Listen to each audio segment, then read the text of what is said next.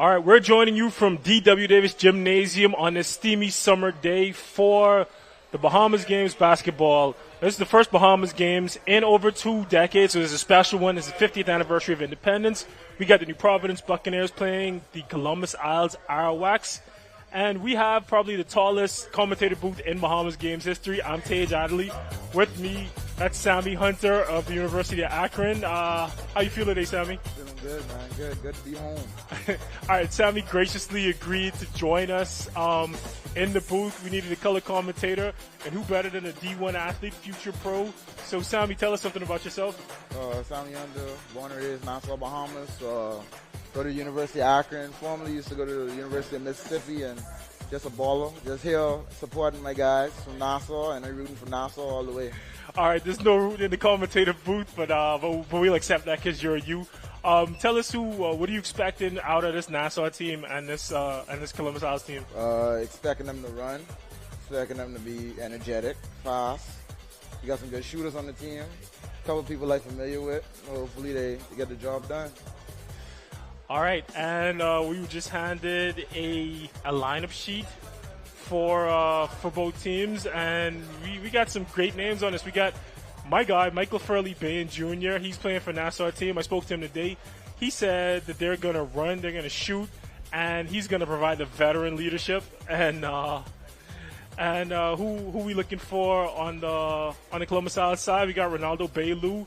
He has an excellent. He's an interesting skill set because he's 6'4", but he can rebound.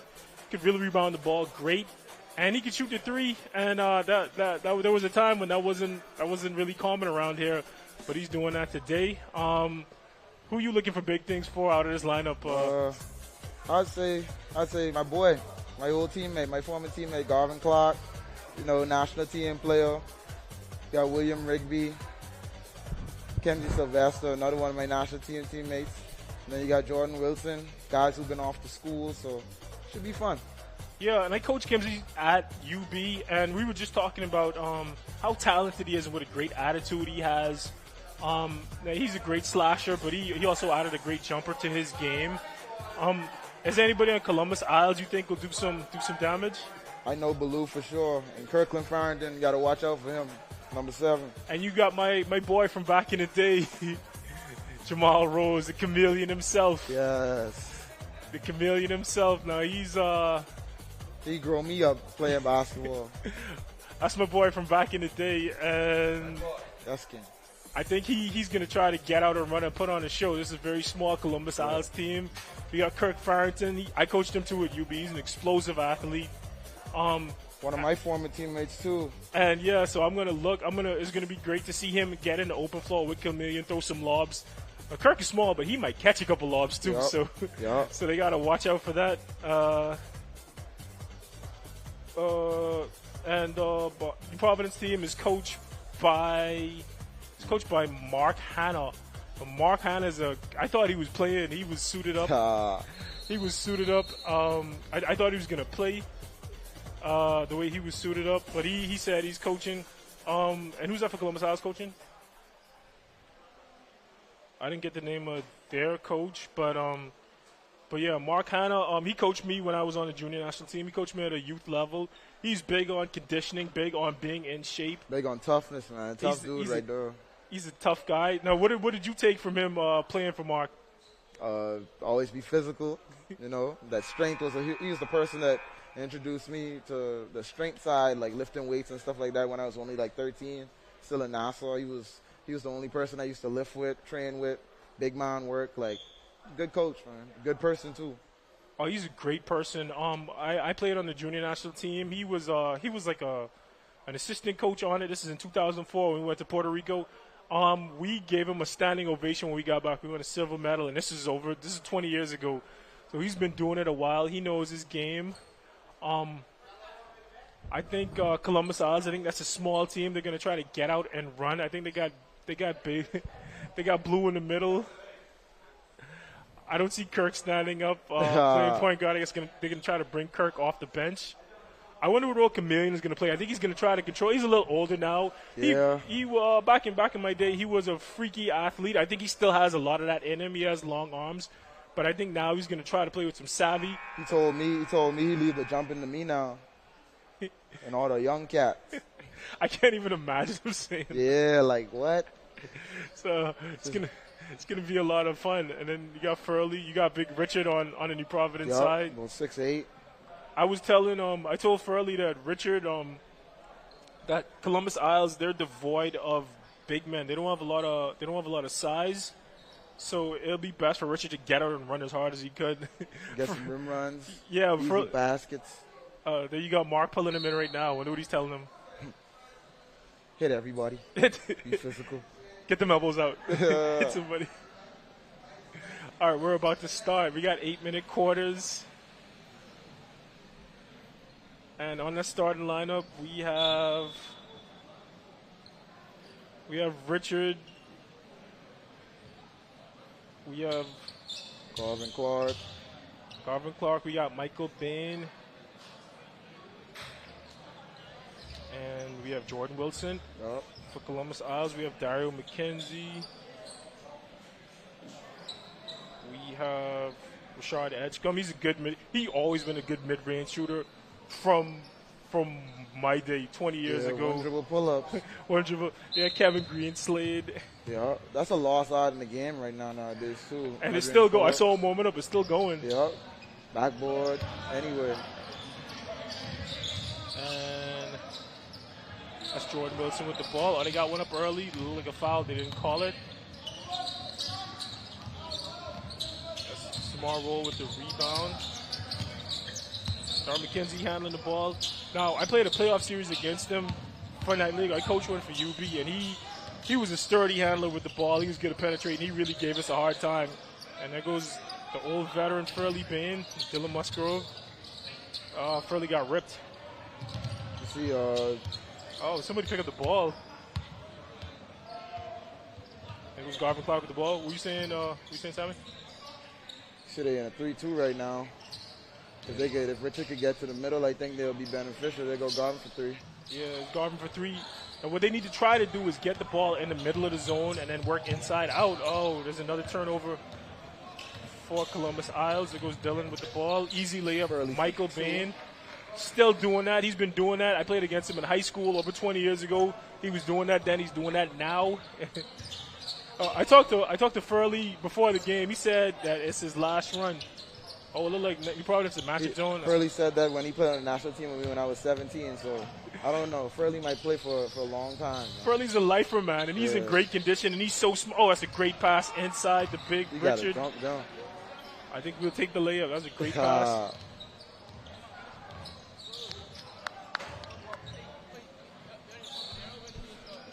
And here is McKenzie with the ball. Now, it looks like they got Richard up top. They're going matchup zone. That's an odd configuration. Oh, there's Burrows trying to get to the rim with another turnover for Columbus Isles. It was Garvin with the layup and one. And that's one on Rashard. Now, he should definitely give that up. I don't see too much shot generators on Columbus Isles. Too much guys who can score from the mid-range and outside. Yeah, they got to move the ball if they're going to keep up with this Nassau team.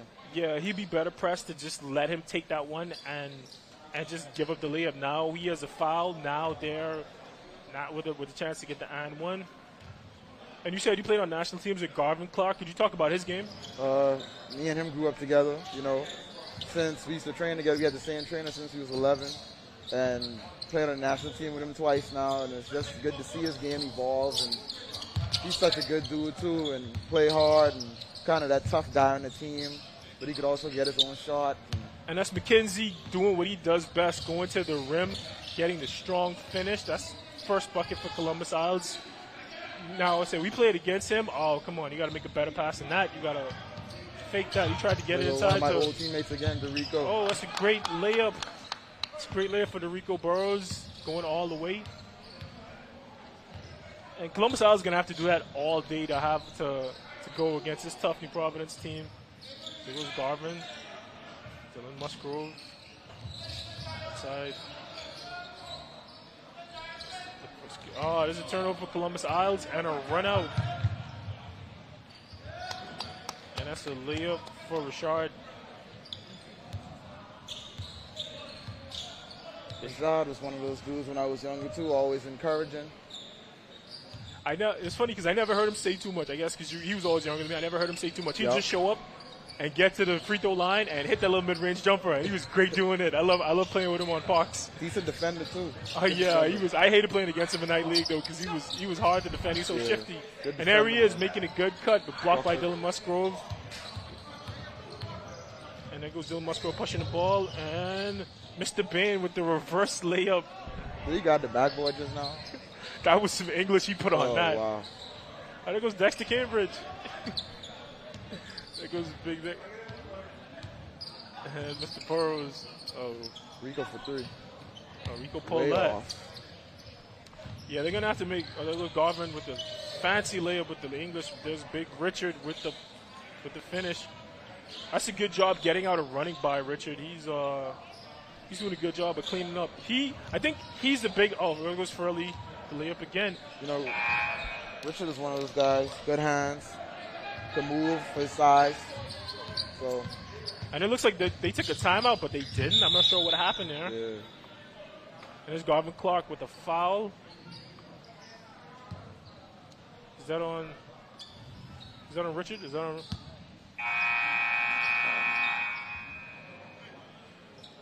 When I coached at UB, we wanted Richard to come to UB. We thought he would have a good. We thought we could have coached him good. He had his eyes on higher things, and that was a good move on his part because he, like you said, he's a big guy. He's skilled. He has good touch. And that's the timeout by Columbus. Isles with 13-6. New Providence is up with 3:53 in the quarter. I think we got a brother on brother matchup now. Brothers just checked in Dario McKenzie on Columbus Isles and Ken Von Farrington. They're brothers. So how did two brothers get on? How did they get represented two islands? I don't know. Tell us the backstory here. I don't know. I want to know that back. So I got to ask Kevin after this. Kev is one of my friends, so I got to ask him after this. For those of you who don't know, the Bahamas basketball community is a tight-knit one, especially in New Providence. So we all kind of group together. I'm in the older generation with guys like Furley Bain, and Sammy's a bit younger. So we all know these guys. We all grew up with them. But I really want to know the backstory. Who's that in the game for New Providence? That's like you said, it's Kevin Farrington, and that's Kirk's brother. And there goes the free throws for Dario McKenzie. He just got fouled. You see Kev talking to him right now. What do you think? What do you think Coach Hanna said to New Providence in the huddle? They're about to press. I guarantee you, within the next three possessions, they're about to press. All right, let's look for a press. I think New Providence is going to try to get up on them, get a run on them. Oh, they fall back for now. There you are, back. There, is that a matchup zone? Yeah. Yeah, they're in a matchup zone. They better get out that. Oh, good skip to Furley. Furley right at 6 points. Good pass inside. But he turned it over. Got to be strong in there. Jordan Wilson didn't like that. Thought he was fouled. Oh, yeah, they're up. But they you see Ken Vaughn and Dario guarding each other. Yeah, he's up. Oh, good drive. Losing there all by himself. Fight for that rebound. That's William Rigby with the rebound. We also played against Rigby. He played on the Shockers in Night League. He was a problem. He's a tough guy, man. He's just tough. Like he has range. He gets to the mid range. He posts up. He's a great rebounder, and he moves at a good pace. Like he's hard to. He's like a train. Like he moves at his own pace and he finishes well. And he's very strong, so it's hard to speed him up. He's very strong. Yeah. And who's that in the game for New Providence? That is Emmanuel Alexander. That's something about Manu. That's one of my boys too. Here we go, Kev for three. Kev teed it up and Blue with the rebound. He's gonna do that a lot. And there's Farrington pushing the ball against a bigger team. Oh, he lost it. It's a turnover.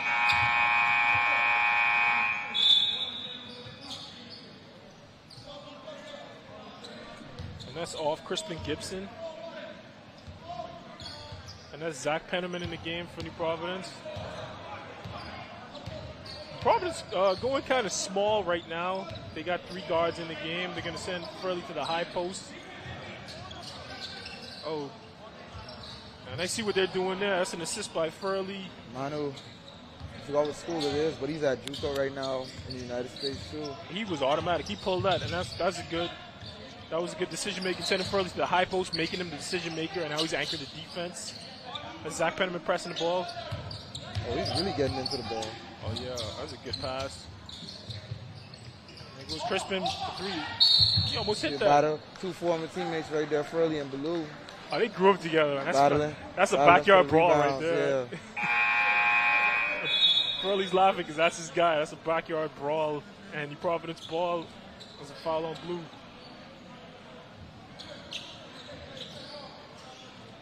And Farrington's inbounding to Furley. I think they're going to send Bain back to the high post. They're really going to start with him handling the ball up top and send him back to the high post to make the decisions. He's a veteran player, played on many national teams. Oh no, they're going 4 outward, Rigby inside. And he's very strong with the ball. He's very decisive. It's Farrington. Over penetrated. Furley, Johnny in the spot.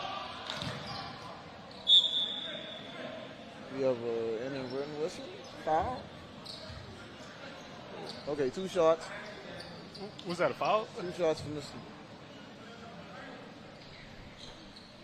All right, we got Michael Furley, man, going to the free throw line with 2 shots. Oh, is this where you think Coach Anna pulls out the press? Yeah. Right now? They small too. Yeah. And with teams like that, you'd want to, with Columbus Oz, they don't have the depth that New Providence have. So when it's like that, especially with the guard like McKenzie, you want to get up and press him and kind of wear him out. Oh, you called it. There goes the press. Oh, I told you. I know Michael. So Emmanuel Alexander pressing, switching the point of attack. That's Farrington, pressing McKenzie. Brother on brother. Come on, you gotta take the ball. There we go. That was a backcourt. A little delayed whistle right there. Now tell us what happened there in that play. What went wrong there? They tried to speed him up and just lost the ball. And I don't think you ever, if they're under press, I don't think you ever want to get the ball to the corner. If you get it in the corner. There ain't a Marcana press. You don't want to get the ball to the corner. You don't want to get to the corner. If you get to the corner, you better penetrate on it too. They held it up. He held it up too high. Oh, that was a wild shot. Yeah, I don't know what that was. There goes Farrington again. What was that? Was that a travel? That's Columbus House ball. There you go, Kirkland Farrington in the game. That's a brother-on-brother matchup right there. Yep. That's Kirk Farrington. He's an explosive athlete. He's going to try to cross his brother up. There we go. In the post. In the post to Kevin Greenslade. Oh, tough shot. Brandon Strong with the rebound. Ooh, that was a fancy move. Good. Emmanuel Alexander. English. Here's Kirk Farrington. Oh, that's a bad foul. A good layup, but that was a bad foul.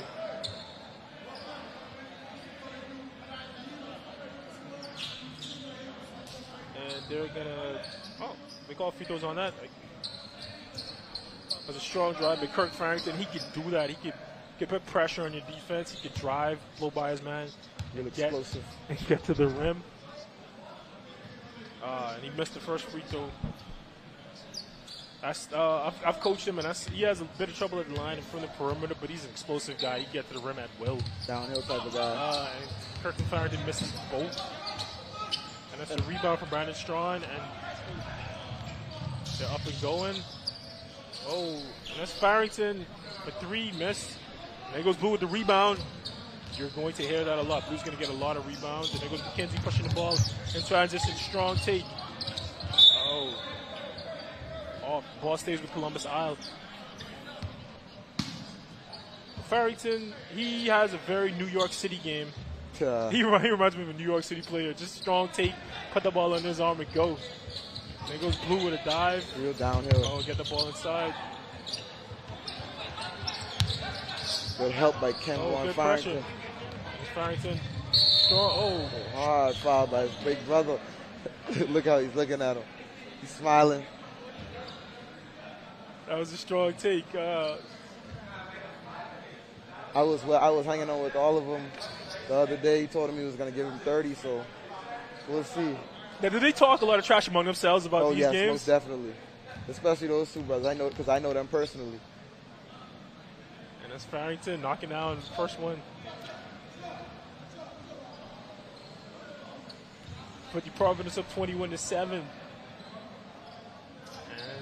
knocked down the second one, and Blue with the rebound. Oh, he missed the second one. Blue with the rebound again. Who would have thought? And there's McKenzie, who's about to play the whole first quarter. Lead up by Zach Penniman. Good pick by Blue. Good. Oh. Turnover. And Rigby at his own pace, laying up, steady-handed. There he is. Good stronger. Good take. Kirk with the ball.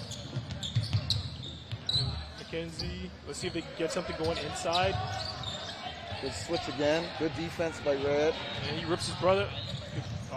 Good pass. Oh, good fast break right there. Good hustle. Good. And that's Providence tenacious on the boards. They're not giving up. And that's the first quarter right there.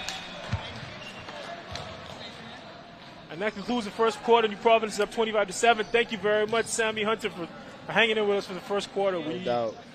My pleasure. New Providence is up 25-7 on the Columbus Isles. And here's Kimsey Silvestre. Look like he's about to come in the game soon. Thank you very much, bro.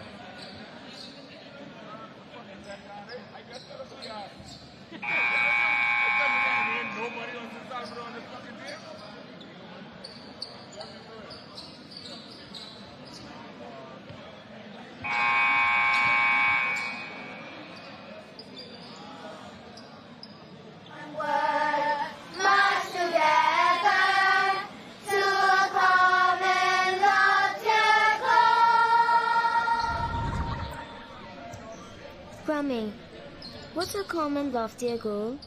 Well, my sweet one, a common loftier goal is a shared dream that we, as Bahamians, achieve together. It's a vision of unity, progress, and prosperity for all of our beautiful islands. You see, a common loftier goal is about working together towards something bigger than ourselves.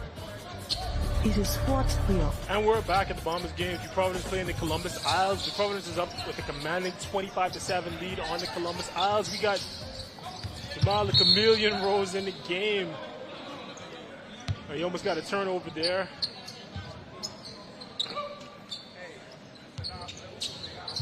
We got McKenzie inbounding the ball. He gives it to Blue in the post, playing his old teammate, Furley Bain. Blue with the mid-range jumper. And there's Farrington off to the races, and that's a quick one against Chameleon. Playing for Columbus Isles. He's a Rose, so I assume he has family in Cat Island. And there goes Kimsey Silvestre checking in for New Providence. Almost a turnover, and that's Kimsey. Kimsey's very athletic. He's going to get up and dunk it, and he's very smart with the ball, but sometimes he turns it over like he did there. And that's Kirkland Farrington with the ball. He's going to try to make something happen against Dylan Musgrove, the MVP of MPBA. And that's Kirkland Farrington forcing the action. Kimsey Silvestre with the easy layup. Oh, he misses it. But that's okay because Roosevelt Wiley cleans up for him. Roosevelt Wiley, a.k.a. Chicken. Furley being at the point of attack. Oh, that's a great pass to Chameleon Rose. He's a little older. He's not as bouncy as he used to be, but he can still do that. He can still post it and finish. And there goes Michael Bain with the three off. Kirk Farrington got up there to get the rebound. And there's McKenzie with the ball.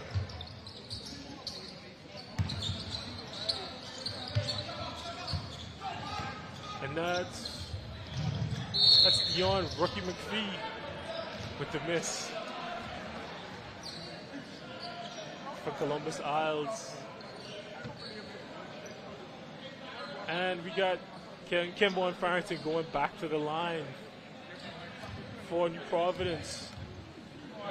And the brother-to-brother matchup, I think Ken Vaughn has been winning this one so far. Here he goes hitting another free throw. Here's brother Kirkland playing point guard for Columbus Isles on the other side. There he is, the second one.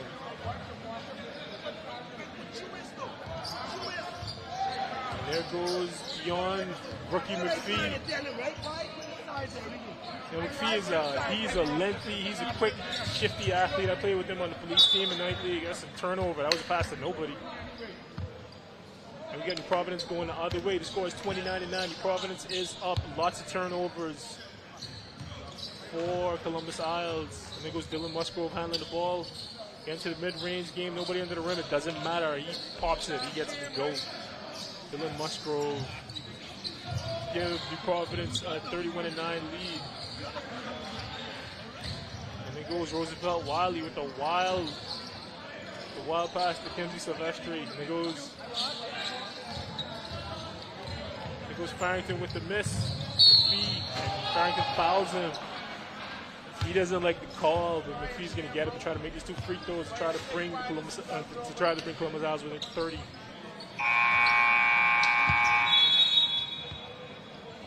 Oh no, out of bounds. Sideline out of bounds. Columbus Isles. Let's see if they put something together. Try to put together a run. Only 6 minutes left in the quarter. And there's Bailu and he's going to try to get it in.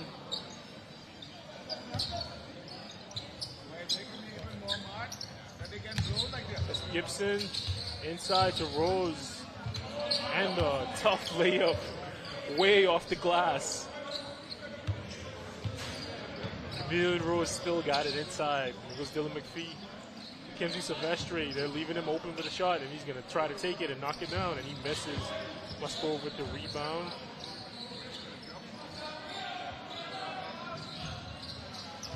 And that's Garvin Clark with the miss. Ball stays for New Providence. Michael Bain inbounding.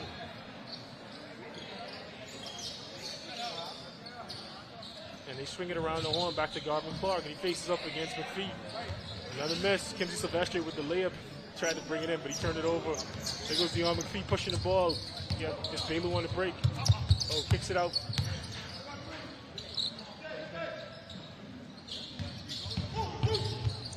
Oh, strong take, but he misses. There's McPhee with the rebound and one.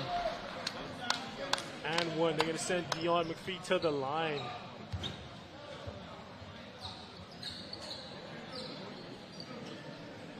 Dion McPhee is a sneaky athlete. He can get in there and get those rebounds, make those tough finishes. He's going to go to the line for the and one.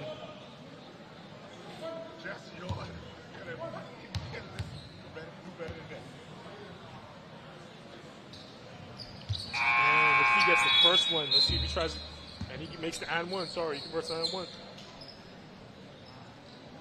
Providence is going to bring it in. Silvestri to Bain. And New Providence with the big lead, they're just going to try to control the ball, get inside, and get some easy layups against Columbus Isles. It goes Furley Bain playing the high post. He's going to try to, Bain rejects the screen but loses it to Rose, but New Providence is going to keep it. And New Providence is going to bring it in baseline. And there's Silvestri bringing it in. So they're going to set up a play. Looks like they're going to go to Garvin Clark for a three. Musgrove with pick to Clark. They switch it. Gonzalez switches it. And pick and roll. He rejects it. He's going to take him. And he shoots and scores over Dion McPhee. Garvin Clark for three. And Tarico Rose bringing it up. Chameleon Rose. Jamal Rose. Dion McPhee with the cut. And he loses the ball. Kenzie Silvestri. Providence is on the run. Dylan Musgrove with the easy layup. Providence goes up 36-14.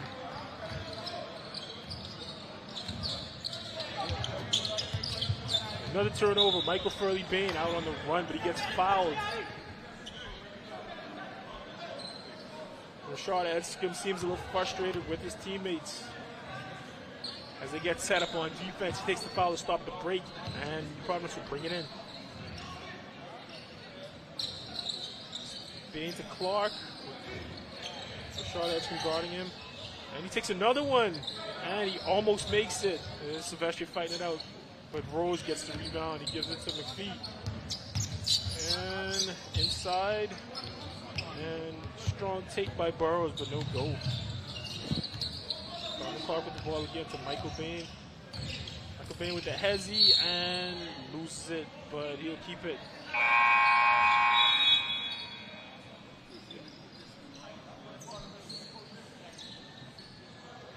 And that's Richard Lowe in the game for Kimsey Silvestri for New Providence.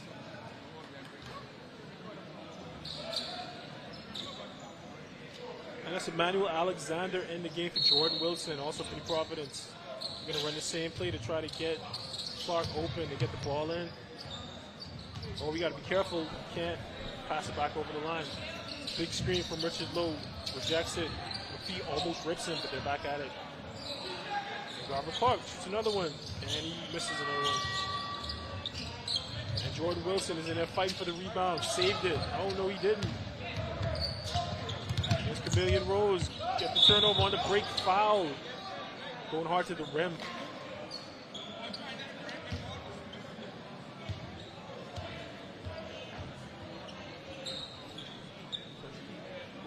Rose is going to try to hit these free throws to bring Columbus Isles within 20. Let's see how this goes. And Rose misses the first one. Let's see if he hits the second one.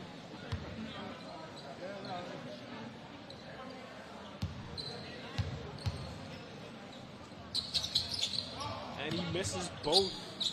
And that's Richard Lowe with the rebound. And they're running. Alexander to Clark. Clark looks for a second, thinks about it. Nope. Inside to Big Richard. Richard goes up through the contact. Oh, travel. Times like that, it's good to have a lefty. He could have just turned and finished with his left hand, but he travels instead, looking for a layup, looking for a reverse.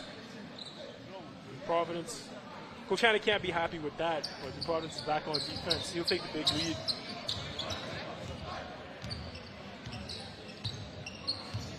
Columbus Isles bringing it down. Burrows with the ball. To Richard, back to Burrows. Thinks about it, passes it. To McPhee. Dion McPhee misses. Providence is on the run. Garvin Clark strong to the rim to Big Richard. Good run out by Richard. Misses the layup. Providence gets the rebound. Garvin Clark again for another three. Almost makes it. He can't find the rim. He came so close a number of times, but he can't seem to find the rim. And there goes the veteran Chameleon Rose to Dion McPhee. Strong finish, kick out in the corner. Oh, good move. Strong take by McPhee. He gets fouled. He's going to go to the line to try to get two to get the game within 20. And there's some subs on Columbus Isles.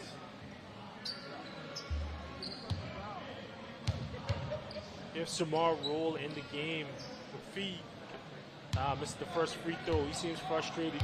He's got to try to zero in and get the second one.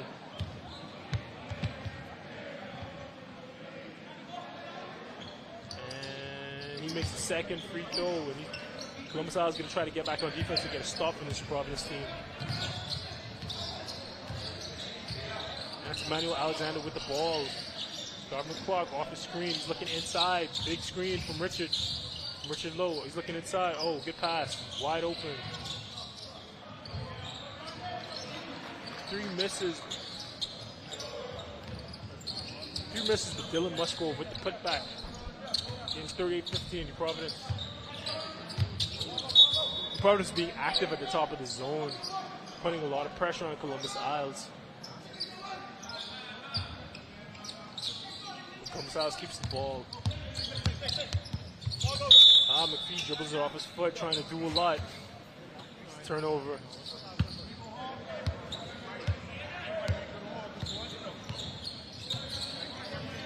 There goes Garvin Clark in the game, bringing the ball up. And he goes to the mid-range, but he misses. There's Burrows on the run for Columbus Isles. The Providence is back in transition. Good defense. But he gets bailed out by a foul.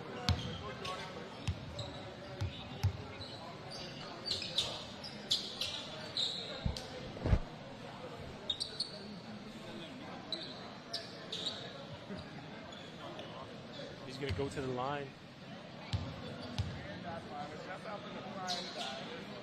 And he makes the first one.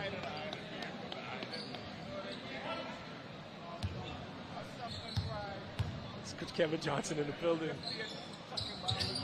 He makes the second one.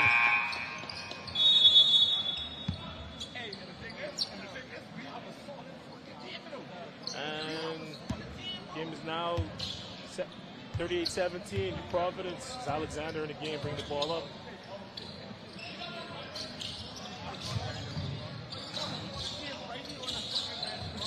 That's Brandon Strong with the miss. Alexander, 3 to knock it down. Knocks it down. Game is now 41-17. Providence. Steele McPhee bringing the ball up, trying to get something going for Columbus Isles.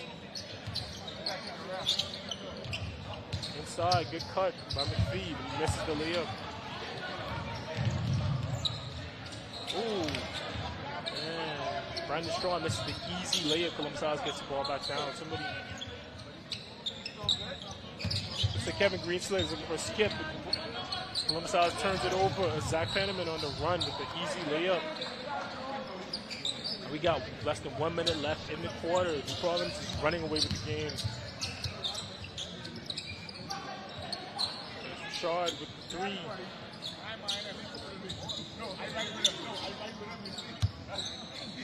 Give Columbus Isles 20. And Zach Penniman handling the ball with 30 seconds left for the Providence. Let's see what they do. Zach Penniman to the mid-range, and he's wide open, and he misses it. Keon McPhee with the rebound, bringing it up. And they go inside, but that's a turnover. The Providence is back on the run. Alexander, nice pass. Richard, almost dunked it, but we'll take the layup.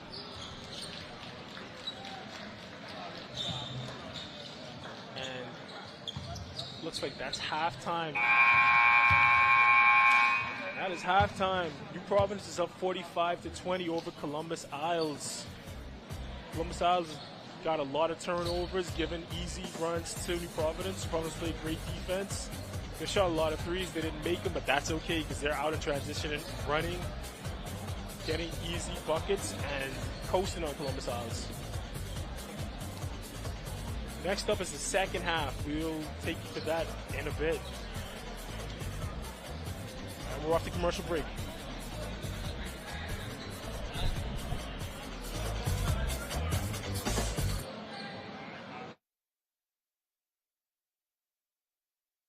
We welcome you to Bahama Handprints. Since 1966, we've been designing and manufacturing one-of-a-kind fabric. Every yard is printed by hand, and every garment and accessory crafted with expert care. Meet Les, our head printer for over 30 years. Les delicately prints each swath of fabric in our Harbor Bay factory, a skill he has mastered over decades, a true labor of love.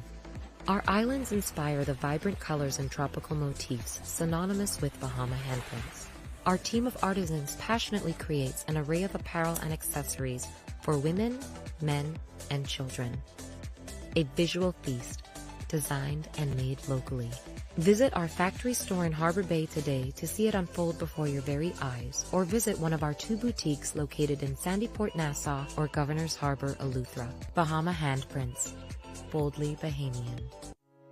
Inspections by the MVTS are to begin January 2024 on all commercial vehicles. Drivers will need to ensure that their trucks meet safety standards. Inspection areas include lights, horns, brakes, hydraulic systems. All trailers must be inspected on the same timeline, must have proper brakes, locking systems, and is roadworthy. Contact us at 601-0629 for further details and appointments. Blue Lagoon Island is an amazing private island day away that's fun for all ages. Choose your speed. Swim in the calm lagoon. Conquer the inflatable aqua park. tour the island via Segway, or relax in a hammock under a swaying palm tree. Visit our dolphins, sea lions, stingrays, and sharks for an encounter of a lifetime. There's just so much to see and do on beautiful Blue Lagoon Island. Call 363-1003 to book your spot today. First we plan, then we innovate, then we build. At Bahamas Striping Group of Companies, we are committed to quality, to safety, and to service. We know that the road you take is just as important as your final destination. At Bahamas Striping Group of Companies, it is our job to make sure the road and the ride are as smooth as possible. From striping roads to building them, we are the right choice, the trusted choice, the only choice to help you build your tomorrow.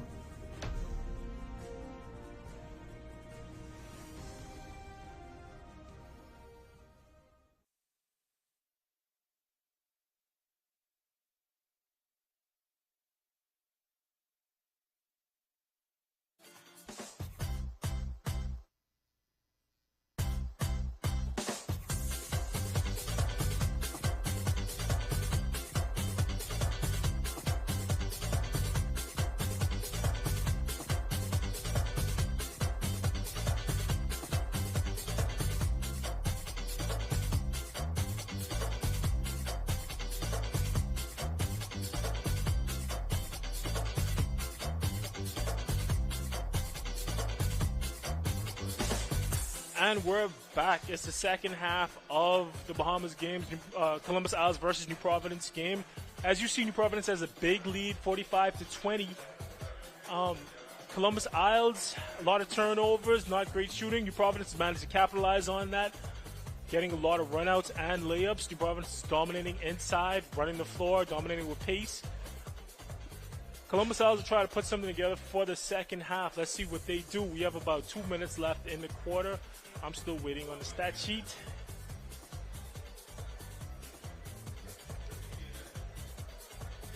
We've seen a lot of Furley Bain, a lot of Michael Furley Bain for New Providence, getting some easy runouts, getting some turnovers. New Providence playing great defense. For Columbus Isles, we've seen Dion McPhee coming off the bench, trying to keep them in the game, but struggling so far. Let's see if Columbus Isles can get some stops first and foremost, so they can maybe stop New Providence and try to do something on the offensive side. We have about 1 minute left before we start the game off. There we see Columbus Isles guys trying to catch their breaths.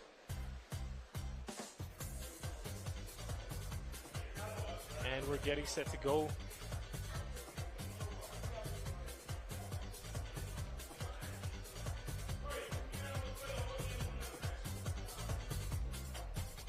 And before we start, we got a balanced scoring attack from New Providence. Michael Furley Bain leads New Providence with 8 points. He also has 2 assists. Garvin Clark has 6 points, but he's on 2 of 10 shooting. Emmanuel Alexander with 5 points for New Providence, and for Columbus Isles, Rashad Edgecombe has 5 points. And Derico Burrows has 4 points. Chameleon Jamal Rose has 4 points. And Darren McKenzie has 3 points for Columbus Isles.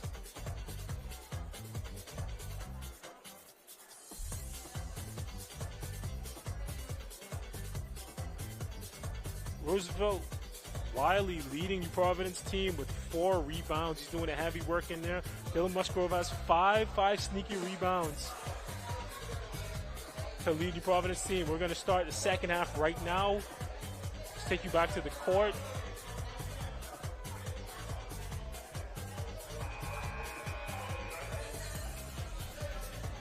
And that's the buzzer. The game set to begin.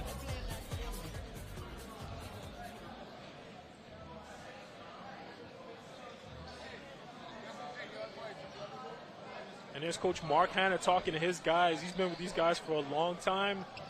He's a veteran in this game, and so is Michael Furley-Bain. We have number 11, Jordan Wilson.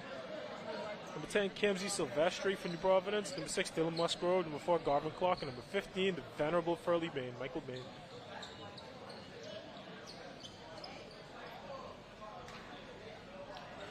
For Columbus Isles, we have Samar Roll, Rashard Edgecombe, Chameleon Rose, and Kevin Greenslade.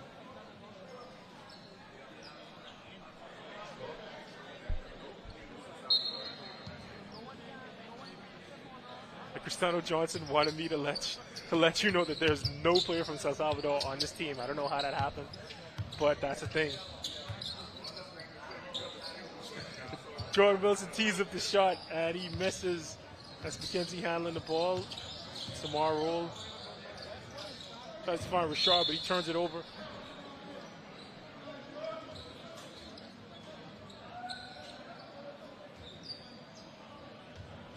Providence ball again.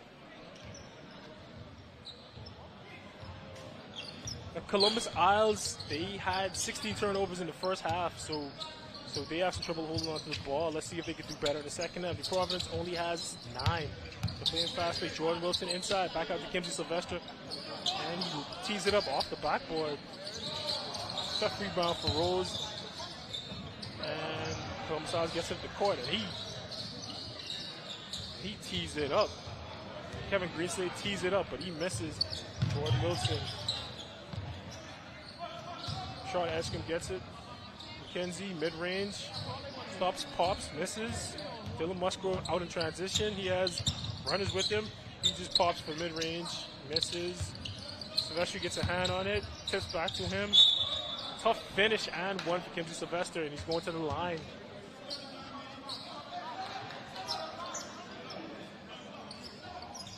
Oh, they called it off. They called the basket off for Kimsey Sylvester. Actually, Providence in a press.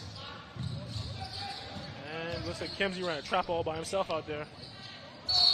Tough finish for Rose. That was back in my day, he would have dunked that, but we'll take the 2 points either way. Jamal Rose goes to the line.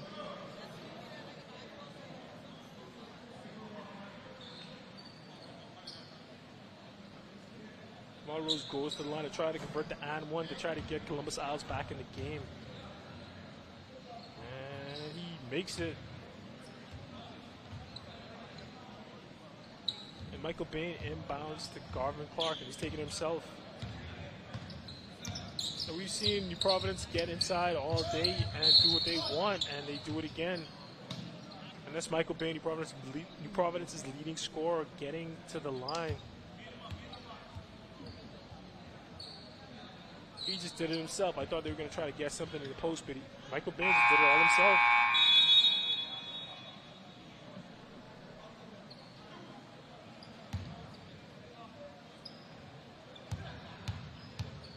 In this warm gym at D.W. Davis, let's see if Michael Bain can make these free throws. He missed the first one. He's going to try to get one and salvage this.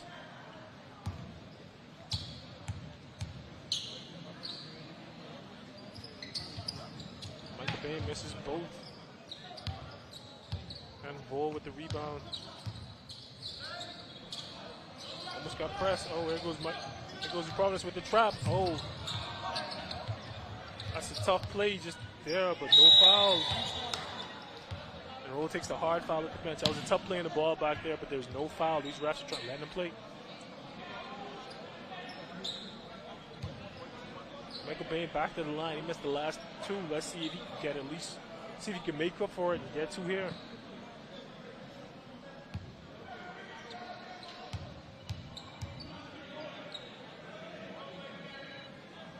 And he misses another one. He misses a third straight free throw. See if he can get one.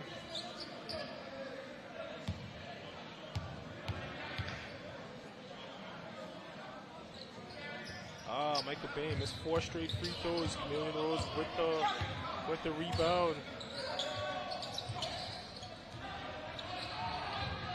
And There's Roll with the Euro. McKenzie with the tough layup.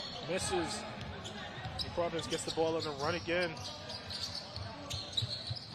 So Clark hasn't been shy about teeing it up, but so far he hasn't made any. Commander was trying to make something happen. Rashard Edgecombe, good pass. Roll, tough layup. Great finish inside to Samar Roll. Rashard Edgecombe. Dylan Musgrove, MVP of the Providence Basketball League with the easy three. Answers right back. And the Providence stays in the trap. But you can't let a guy get in the middle of the trap. Good pass to McKenzie. Smokes the layup. Rigby with the rip. Robin Clark. Let's see if he pulls another one. Passes Dylan Musgrove. Easy money for Dylan Musgrove. 6 straight points for Dylan Musgrove. He's getting hot.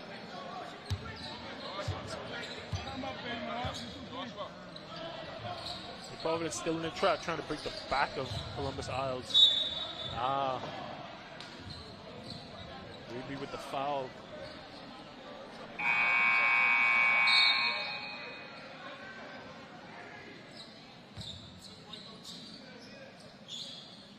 Rigby with the foul to bail him out. That's Kirkland Farrington in the game, taking the ball out of bounds.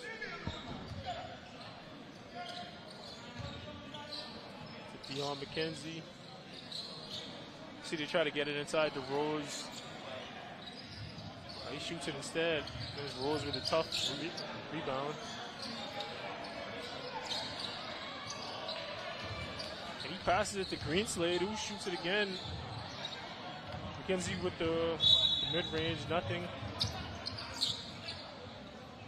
And the refs blow the whistle.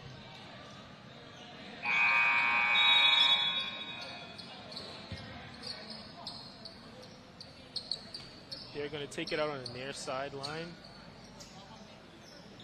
It's Brandon Strong taking the ball out of bounds for the Providence. Kimball into Rigby. There's Farrington with the ball. Looking to break down his brother. And he does. And fouls him. I still don't understand how two brothers got on two different teams in the Bahamas games, and we're going to try to figure that out at some point in these games. It's Ken Vaughn and Kirkland Farrington. Ken Vaughn playing for the Providence, Kirkland playing for the Columbus Isles.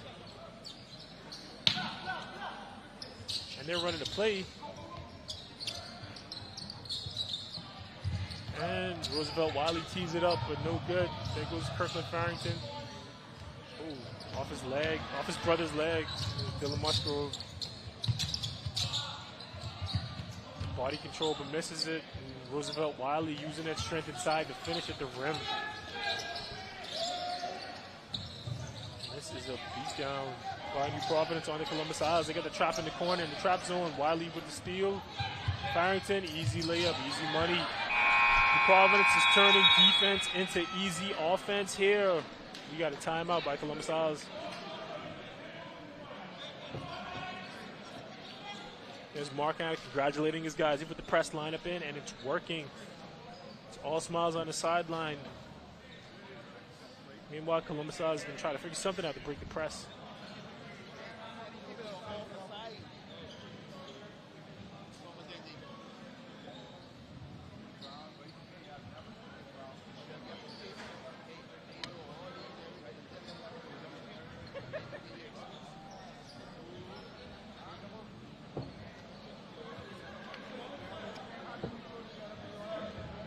Sauce took a quick timeout.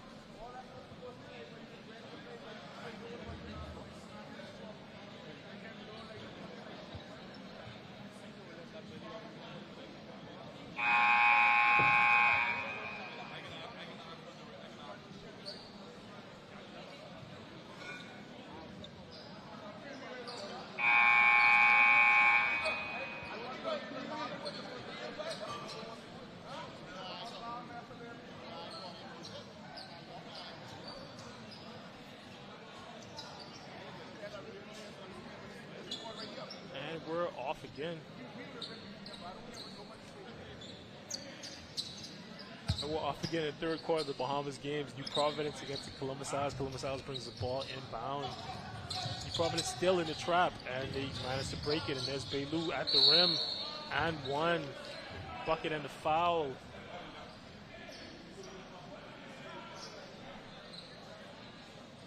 That's Bailu to the line for the Columbus Isles, trying to get something going, trying to get them back in this game. It's been complete destruction by New Providence. And Bailu misses the free throw.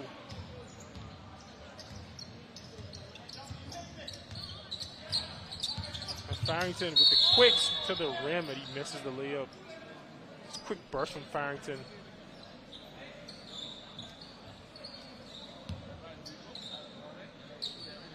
Playing against his brother, got right to the rim but missed the layup, got fouled. He's going to try to get 2 free throws to put New Providence up by 30. Missed the first one. You a little guard, you want to hit that. You got to get these. Let's see if Farrington can get the second one. And he misses both. Rebound by Rose to Bailu. Bailu trying to break the press, but hands on it. Rose again with the rebound. That was a mislay by Brandon Strong. Columbus Isles gets the ball back down. It's Kirk Farrington to the rim. Oh, and he tries to dish it, but he turns it over.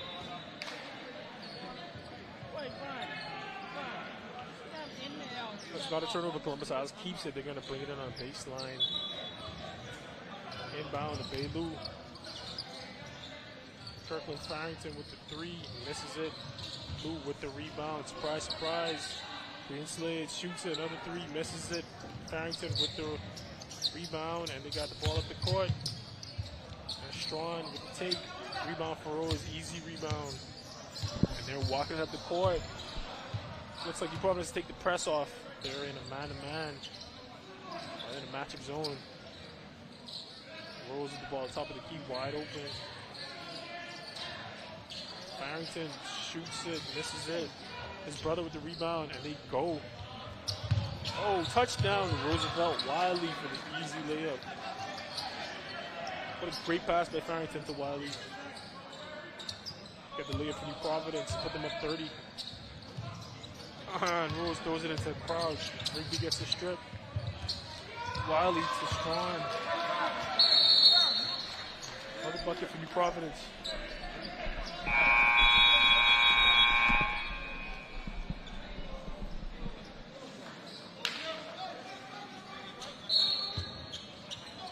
Columbus Isles brings it in.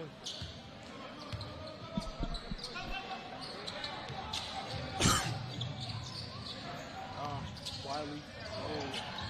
Who turns it over?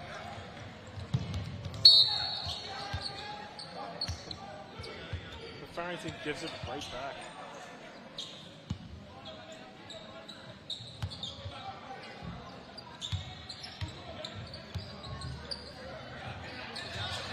Straw gets a hand on it, but Columbus Isles keeps it. They're dirtying up right now. Goes McPhee to the rim. Got the foul.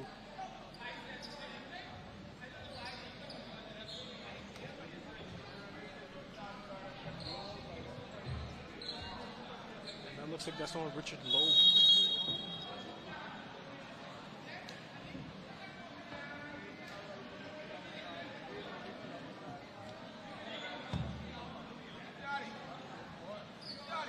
McPhee is going to try to shoot 2 free throws. He hasn't been lucky with his free throws all game. Let's see if he gets these 2. And he misses the first one.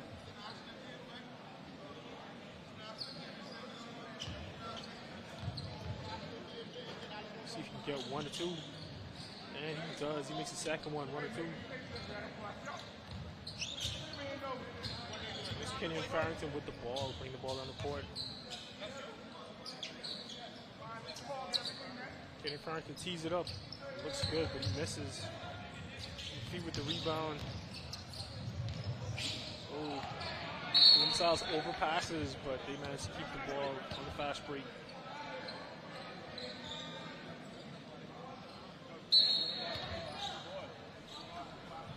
Columbus Isles inbounds it. There's McPhee, but the ref called charge on him. Zach Penniman sticking his chest in there to get the charge for New Providence. Zach Penniman is a tough guy, man. He's one of those guys who plays defense, he plays gritty, gets to the rim, and he does stuff like that. So he's sacrificing for the team, even up 30.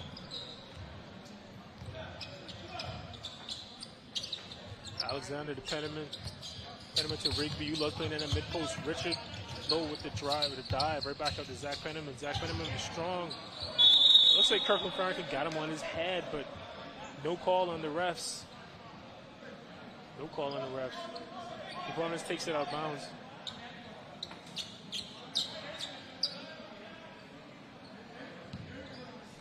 See if they call something or they post Richard up. Oh, Richard Lowe steps into a three but misses.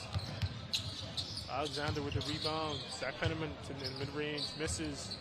Chameleon Rose with the rebound. Fumbling, bumbling, stumbling, but finishes, gets to the rim, gets the foul. Chameleon Rose with an unorthodox fast break, but he gets to the line. Let's see if he can make these two.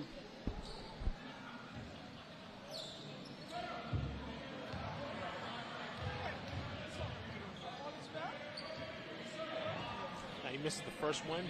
Let's see if he can get the second one.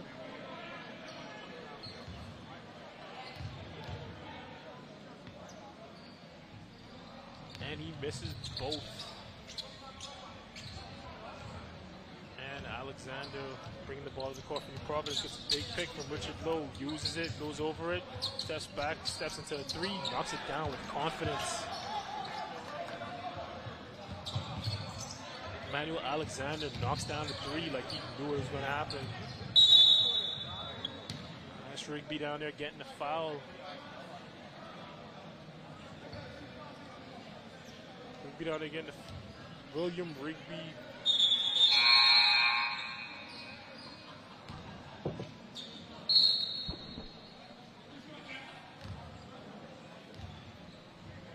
It looks like Columbus Isles in the bonus. They're going to go to the line and try to get the free throw.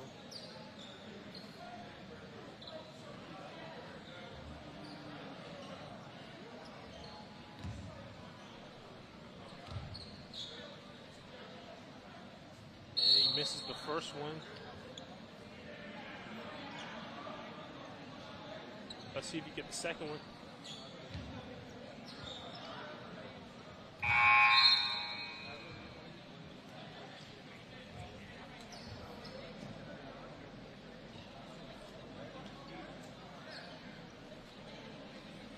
And they're deliberating something at the table. Let's see what it is.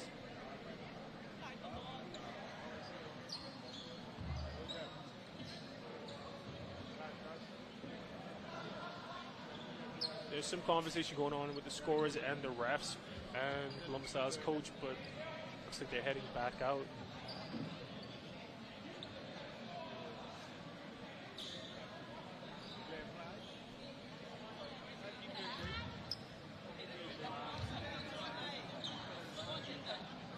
And he misses the second one, misses both free throws. And they're going to do it again.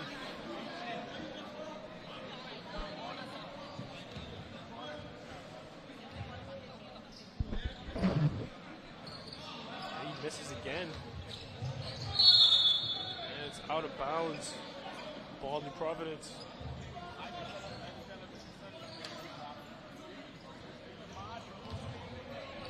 So Columbus Isles has a little press on. Kirkland Farrington pressing his brother Kenyon. Kenyon in control. Oh, Richard Lowe sets the screen. Kenyon gets to the mid-range with the runner but misses. Alexander taps it out of bounds to prevent the fast break.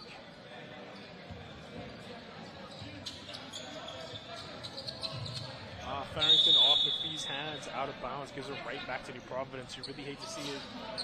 3 seconds left. Let's see if New Providence can get a good shot off to finish the third quarter.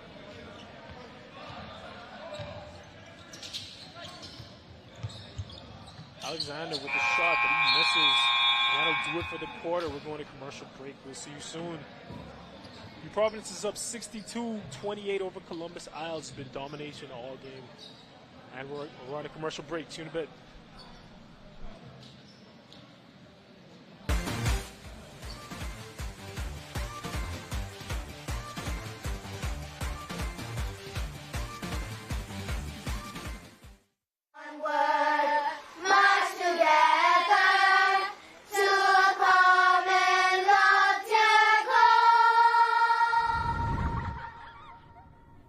Grammy, what's a common loftier goal?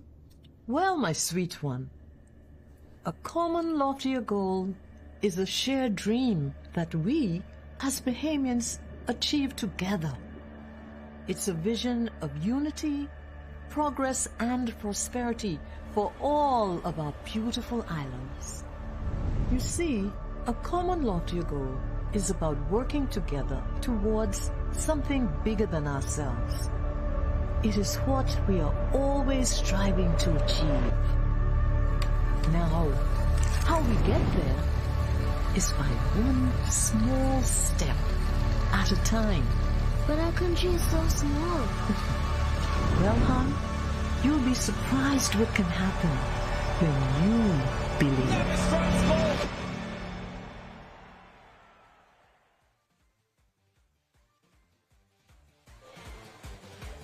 And we're back for the final quarter of New Providence versus Columbus Isles. Columbus Isles has been taking a beating for New Providence, who's up 62-28 over Columbus Isles.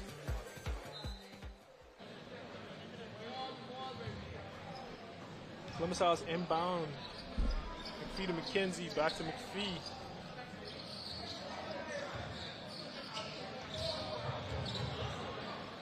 And Columbus Isles turns it over. Michael Furley-Bain on the run. Garvin Clark with the strong finish through contact. Refs no call. Darryl McKenzie brings it up. Rico Burrows, he turns it over. Garvin Clark, but he turns it over again. Plays the sideline a little tight. Columbus Isles keeps the ball.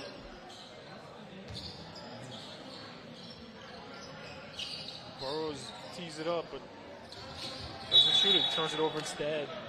Providence ball again. Columbus Isles have a problem handling the ball. They've been struggling with turnovers all game.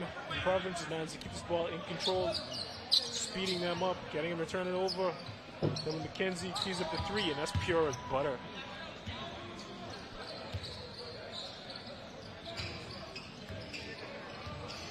Burrows again with the ball. He just turned it over last possession, but he gets a shot off and it banks it in. I don't know what he called it, but I'm sure he'll take it. Jordan Wilson handling the ball for Providence. Breaking down Burrows. Cut from McKenzie with the unorthodox finish, and he misses. But he gets his own rebound back, and that's Michael Bain, the ageless one for three, misses. Kenzie Sylvester with the missed layup. Million Rose to Burrows. Burrows almost turns it over. Goes through the defense, Euro steps, misses the layup, gets his own rebound. Out of bounds, say the refs. We're playing through everything here. What is contact?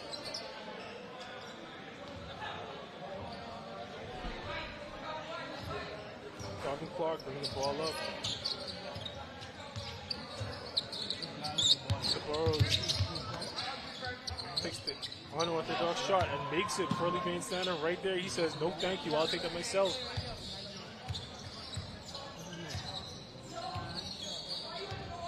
Rose bringing the ball up the court. To McPhee in the mid-post. Oh, good move, but he gets a rip. And Michael Bain, who brings it up the court. Rush playing through. Kimsey Silvestri with the left-handed finish from Michael Bain, making the smart play as always. Throws to McPhee. So another McPhee. McKenzie, sorry. Michael Bain with the great defense and the rebound. Garvin Clark finishes, misses the rebound. There goes Rose with the rebound. McKenzie with the three, banks it in, didn't call it.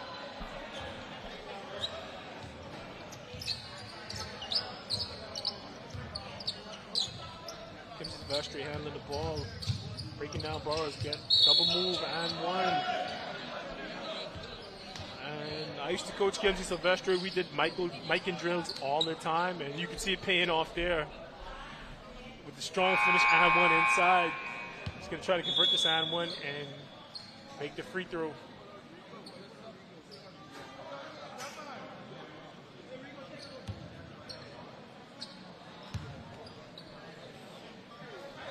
to Vestry. Misses it, but Michael Bain gets the tip. McKenzie to Farrington. McPhee to Farrington. McPhee takes the three, misses it. Plumsize keeps the ball. Rose takes it out of bounds.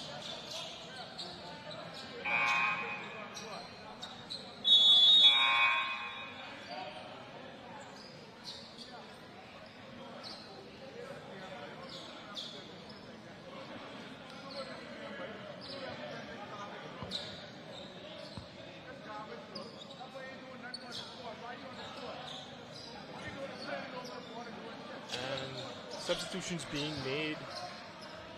Zach Penniman, Emmanuel Alexander, and Kenyon Farrington in the game for New Providence. Roosevelt Wiley also in the game. New Providence.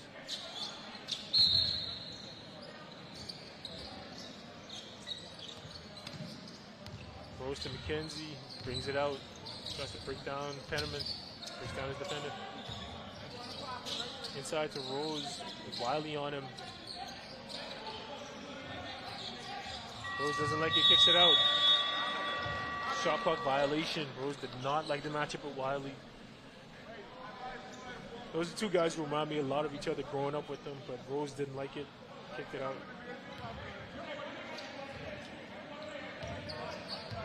Alexander in the game for New Providence. Like he was going to run a handoff of Farrington, but he went the other way. Zach Penniman by himself. And misses the easy three-pointer.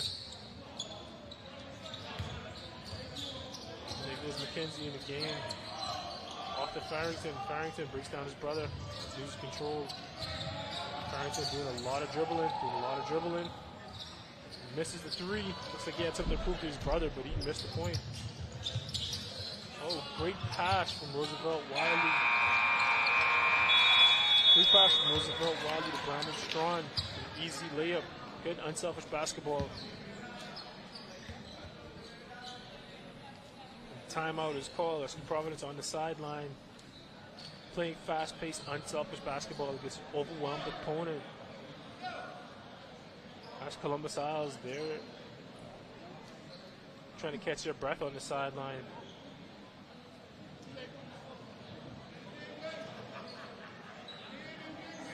And we're at D.W. Davis Junior High, the site of the Bahamas games. Columbus Isles being ran out of the water by New Providence, 62-28.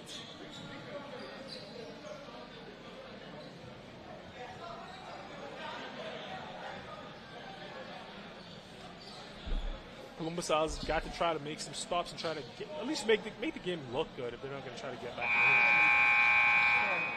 Let's finish this game. 4 minutes.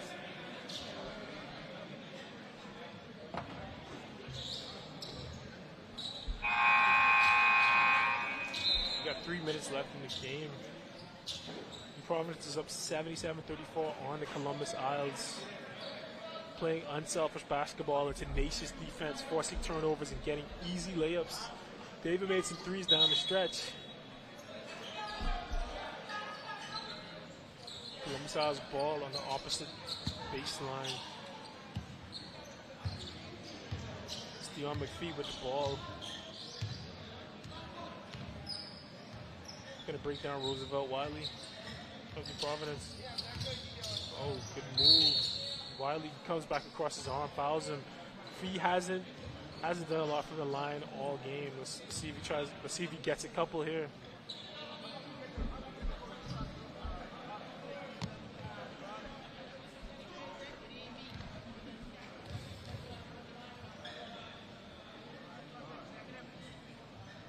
And Wiley still can't get it to go.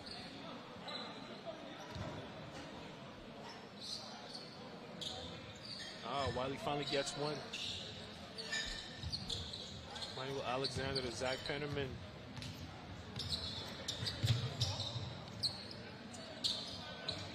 Providence taking their time, running out some clock. Farrington, brother-on-brother matchup, gets to the mid-range but misses it. Wiley with the putback.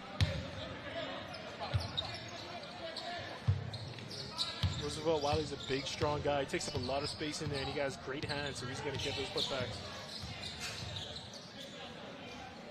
Oh, McPhee with the three.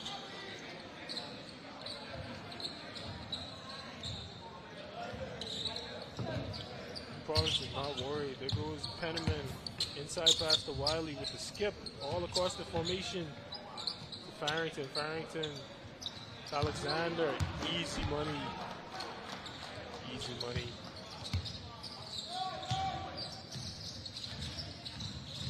There was McPhee breaking out the defense. Farrington blows by his brother into Chicken Wiley.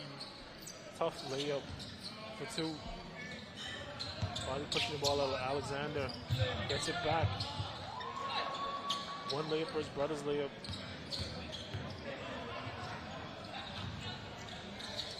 And then McKenzie kicking it out to McPhee. McPhee with the three, misses it. McKenzie with the layup. Mid-range, misses everything. Farrington gets the rebound, pushes it to Alexander. Farrington again with the lob to Alexander, but he misses. Alexander tries to make the follow-up layup with him hanging on the rim. I don't think that would have counted. Oh, Farrington with the fancy finish with his left at the rim, showing his explosiveness. Goes Alexander bringing the ball up for the Providence, getting it to Farrington.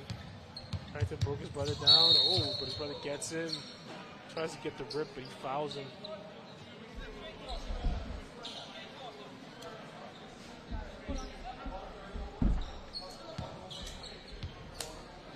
Farrington goes to the line. He's put on the line by his brother. Baseline out of bounds. Foul on the ground.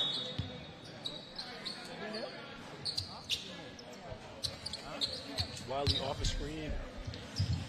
Back to Strawn. Misses the layup.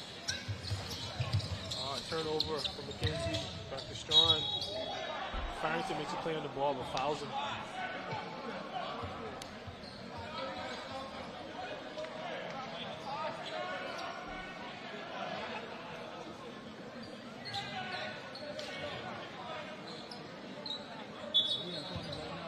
Providence takes it out baseline. Farrington looks like he's trying to throw a lob to Alexander, but the play's broken up.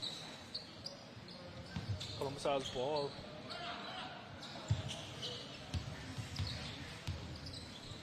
McPhee with the ball to Farrington. Farrington hesitation, gets to the rim. Misses the layup, but foul trying to follow up.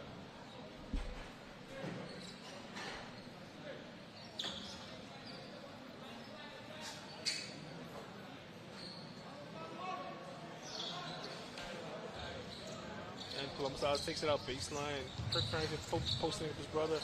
Kinsey with the tough layup inside. But it's too little, too late for Columbus Isles, who are down 44 to 84 to New Providence. What Providence has to do is run the clock down. Farrington saw the layup, but Alexander didn't. And he turns the ball over. Kinsey with the step back three. 84-47, New Providence.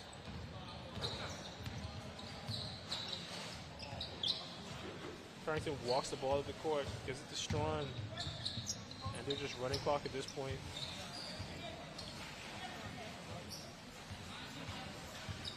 Strawn, the lob to Wiley, who smokes it.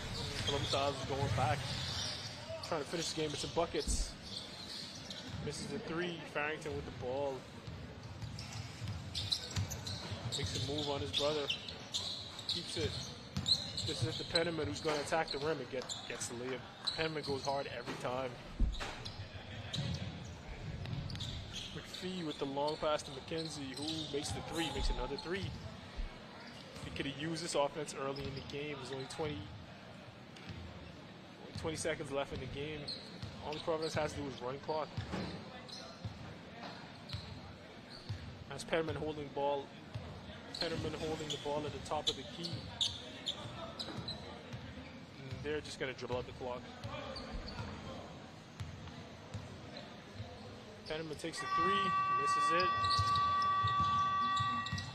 And that's game.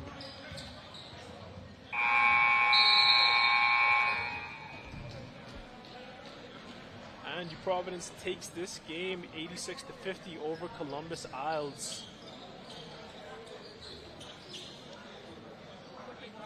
They take the handed win over, and there's Michael Furley-Bain leading the way from Providence. William Rigby, Kimsey Silvestri. It was a blowout. The Providence pressed them all game, forcing them into turnovers, getting easy layups. Toward the end, they made threes, but they were in control of the game the whole way.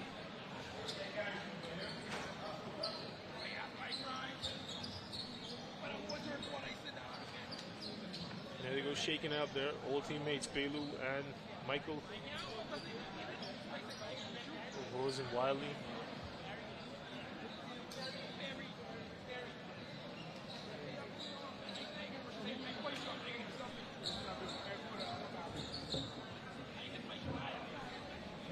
And we're wrapping this one up.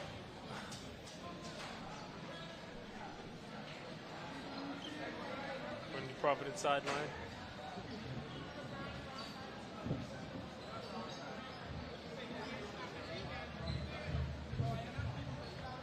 And the Providence going to rest up for their next game.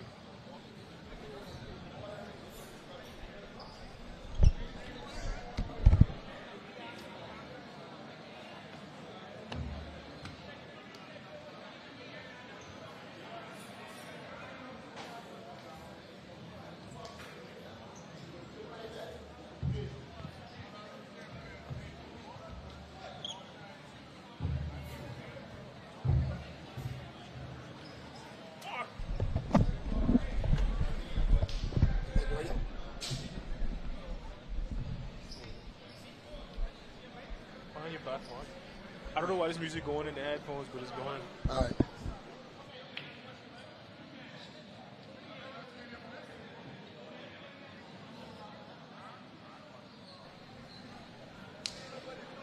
All right, and we have the Providence coach Mark Hanna with us. Tell us the keys to the game. You guys beat them pretty handily. What did you do well? Well, first of all, I want to give God thanks and praise for the opportunity to coach this team and the players who came in and worked hard to be a part of this team. But our game plan was to rebound the ball and remember that the fast break starts after the rebound. So once we rebound the ball, whoever get the rebound, start the break and push the ball over an early offense. And I know you like to play a tough physical style of play. Did they play up to your standard, or are they not quite there yet? Well, I wanted 100 points because as a coach, I know in the round robin play, if at the end, when they put a tie, teams in a tie, it goes to point spread. So I want to score as much points as possible, so secure our spot in the playoff. And I see you still got Furley out there playing in minutes. I thought he's going to come in and do some veteran leadership, but you got him playing minutes. What do you... It's already, I want to get him going, the old guy going. You can't sit him too long because his bones will freeze up. And, Kimsey Silvestri, that's my guy. What do you think about his contribution to the team? Well, Kimsey is a great part of our team because we are not that big. But Kimsey can play any position. He can play the point guard to the center. So whenever I need him, I know he's ready to battle. And did you, Farrington, he played against his brother. Did you have to motivate him to go up against his brother, or did he showed up ready to do it? Well, those two played for me to get on the Division II for Night League Giants. So I know they have a very competitive nature. Yeah. And it's a battle always. All right, Mark. Thank you very much. Congratulations on your win. I appreciate it. Thanks. It's different to see you coaching. I'm used to seeing you playing. I thought you were going to play. Well, life goes seasons. Sometimes, you have to gradually know when to give up and move to the next level. Well, you give a lot to me and you give a lot to the game, so congratulations again, Coach. Thanks, man. I appreciate it, Dave. Yeah. All right.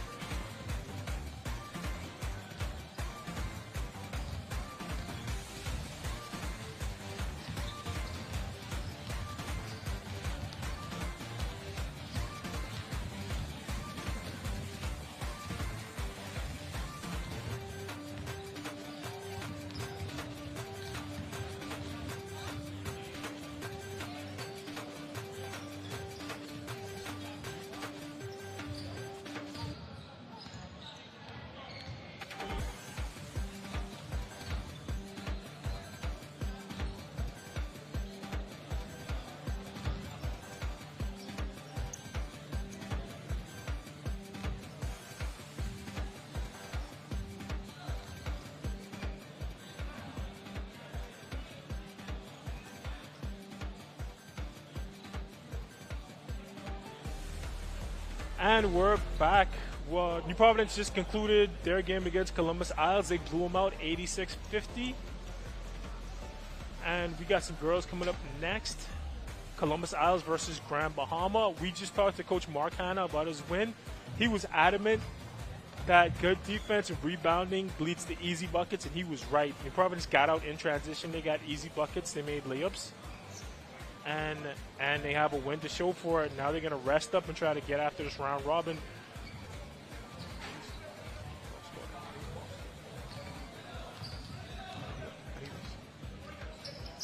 All right, we're going to take a quick break, and we're going to come right back. So that'll do it for now. We'll see you on the other side.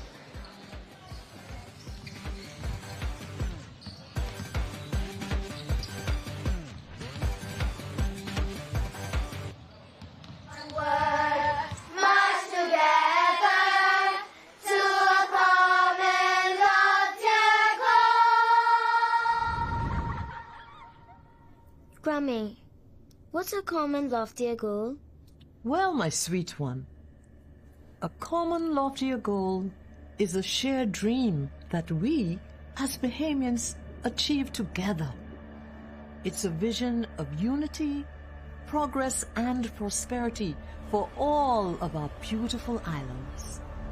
You see, a common loftier goal is about working together towards something bigger than ourselves.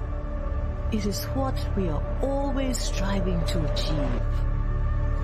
Now, how we get there is by one small step at a time. But our country is so small.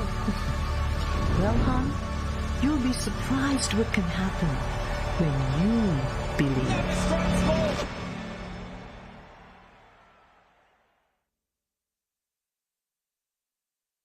Lowe's means a lot to me. Seeing my customers smile brightens my day.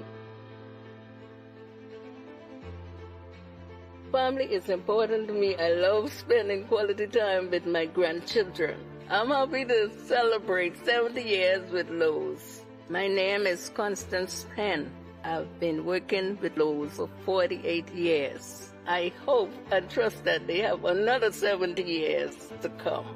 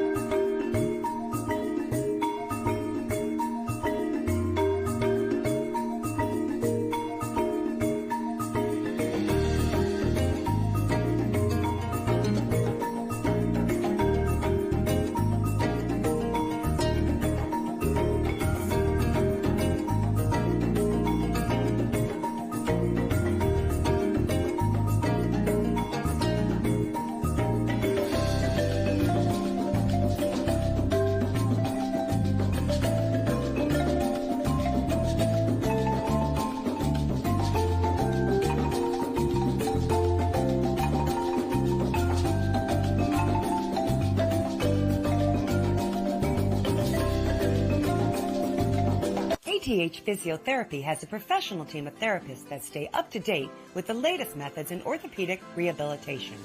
Our clinical staff is praised in helping in the recovery of sports injuries, including neck, back, knees, and shoulders, just to name a few. We provide high-quality service in a warm, friendly environment. Insurance is accepted with a doctor's referral.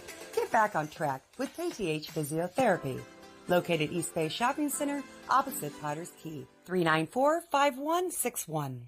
Catch Janae's annual 20% off back-to-school sale going on this week only. Get up to 20% off on all school items in stock. Yes, 20% off all school items. Shirts, jumpers, skirts, boys' long and short pants, school neckties, PE shorts in a variety of colors, colorful backpacks and lunch bags, character towels, raincoats, and umbrellas. Shop early and don't miss out on this. Janae's Chesapeake Road's annual 20% off back-to-school sale going on this week only. Beat the rush and save. Janae's 20% off annual back-to-school sale going on now. Restrictions apply.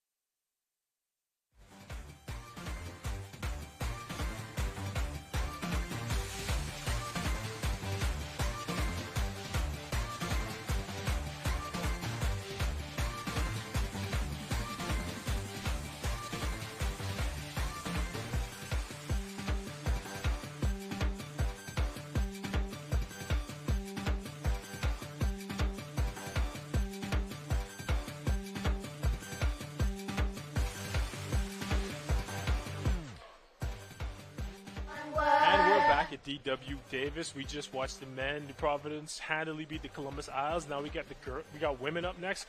The Grand Bahama Lucayans versus the Columbus Isles Arawaks. They're getting ready to go right now. We see captains meeting at half court with the refs. And it looks like both teams are pretty deep. I was on the court with them. Those girls from Freeport are pretty athletic. The ladies from Columbus Isles are deep. We're going to see who could get the better of this matchup right now. And that's the buzzer to go, and we're off.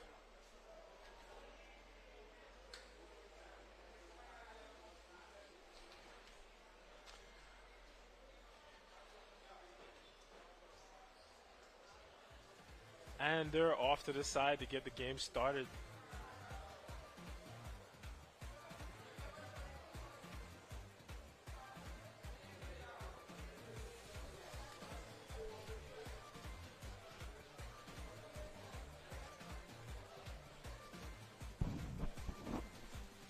They're getting teed up to go.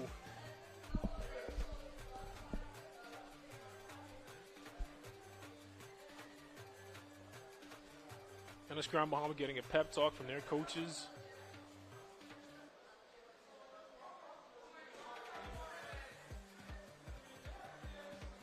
And that's Columbus Isles all ready to go.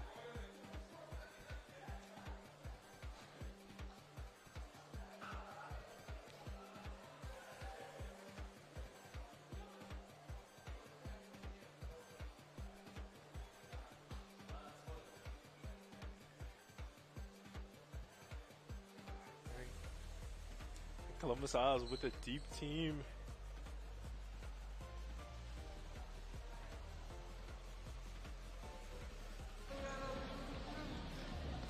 And that's the buzzer, we're off.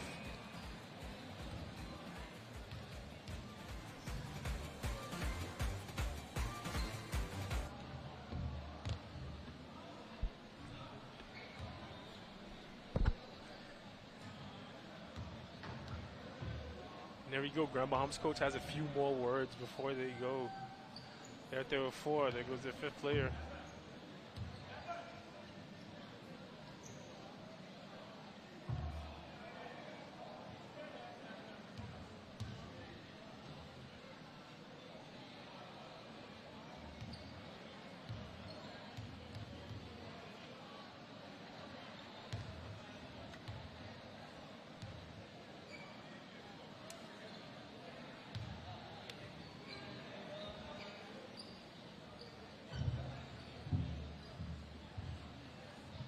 And we have a slight delay, but we're going to get started in a second.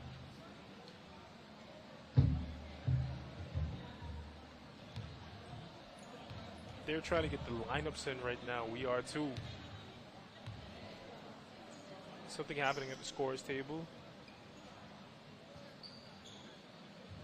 As soon as they can get it sorted out, we can go.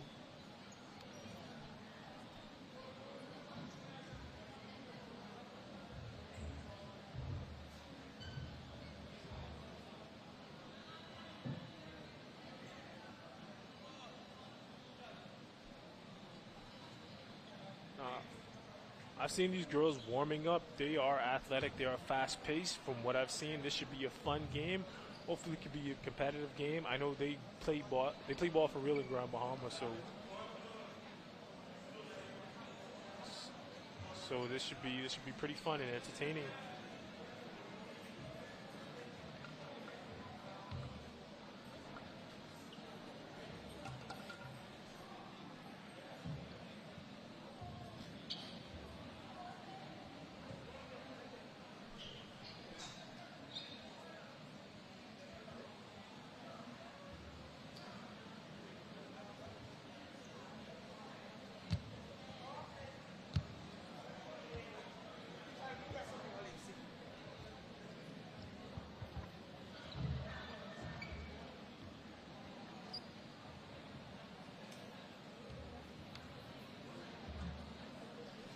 And they're still getting things sorted out at the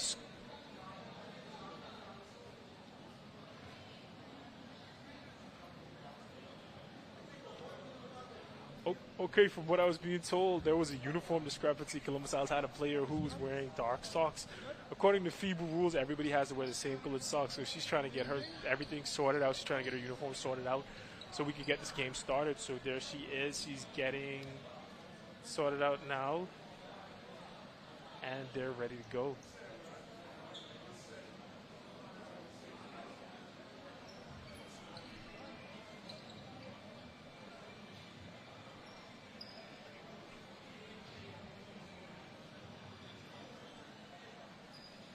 And we're off.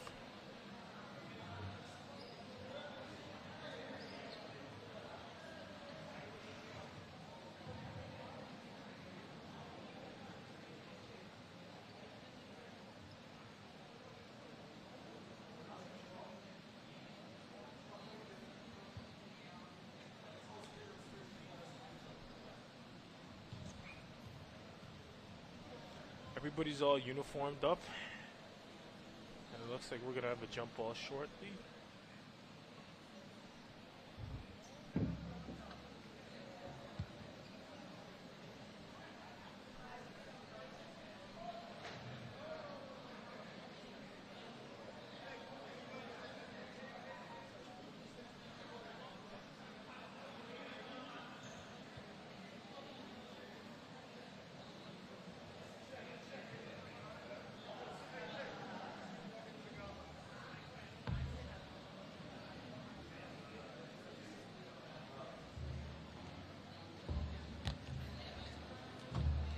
We're almost there. Looks like the ref's going to the table to consult.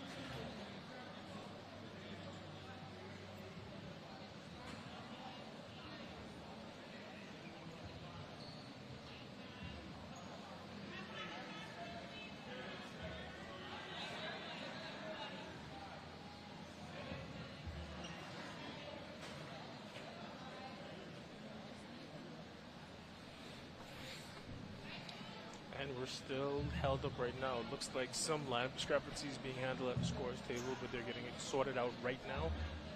Hopefully we get this game started.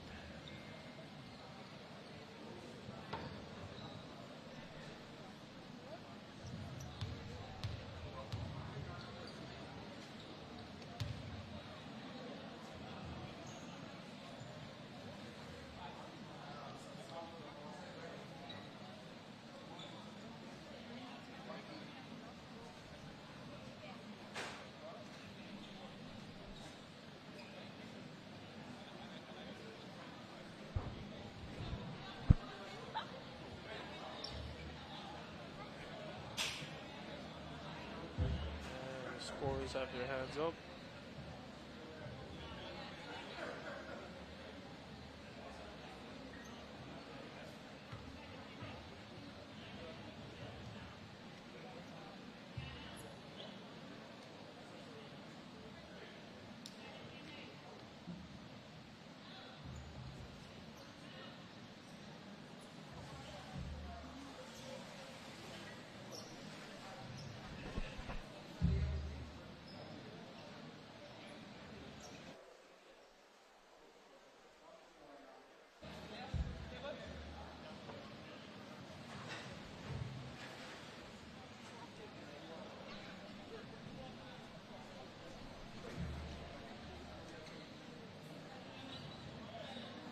And we're still waiting for whatever discrepancy it is going on to get sorted out right now. The girls are ready to go. The refs are ready to go.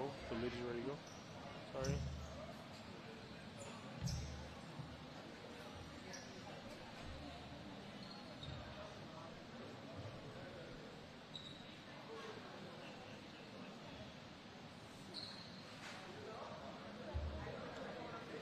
And the scorers and the refs are deliberating about something.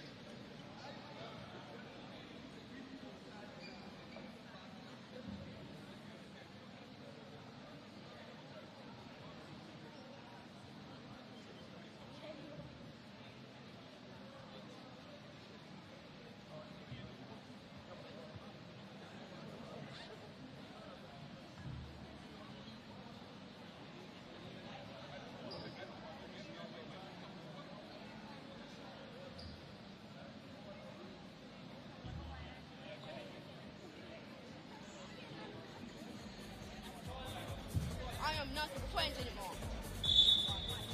Because I am the...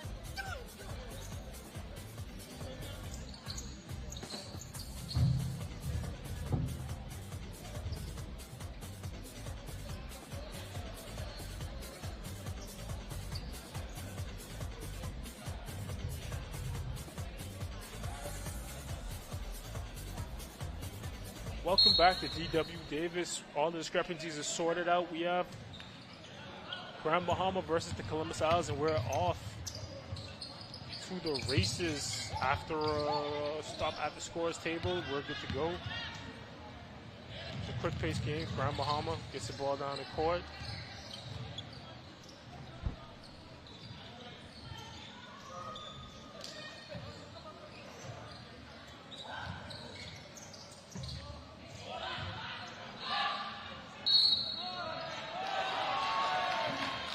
And that's Tatiana Lockhart with the and one for Grand Bahama.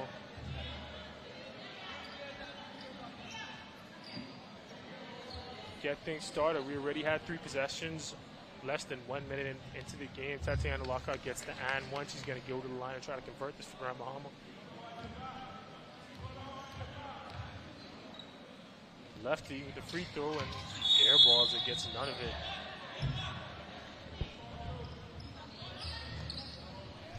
Columbus Isles brings it in on the sideline.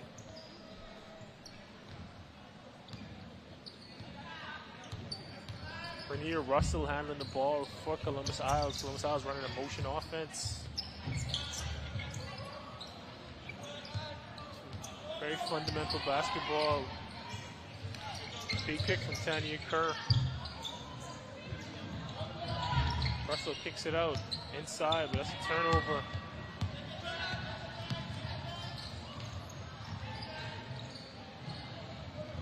Columbus turnover. Russell with the steal, handling the ball, bringing it down. Pass it to Raven Nixon. Gives it back to Russell, kicks it out to Nixon. Nixon gets it inside to Tania Kerr. Misses it, back to Russell. Almost turned it over there. Layup inside for Vincent Gaines, but she misses.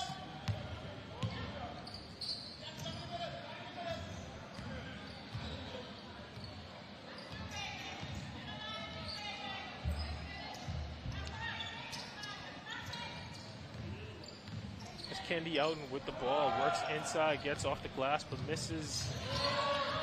Vincent James with the rebound. And they're gone. Raven Nixon with the ball, bringing it down the court. Crosses over, but loses the ball. Turnover, Columbus Isles, going back to Grand Bahama.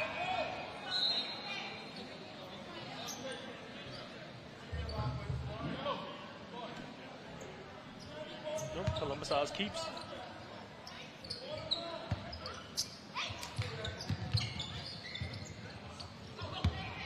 Tries to get it inside to Alicia Curtis, but she misses.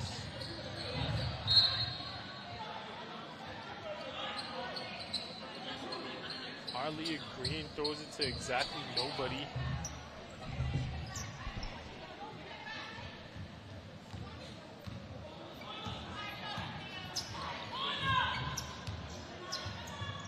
And it's Raven Nixon with the ball for Bahamas Isles. Tried to get it in, misses it, almost gives it up, turns it over.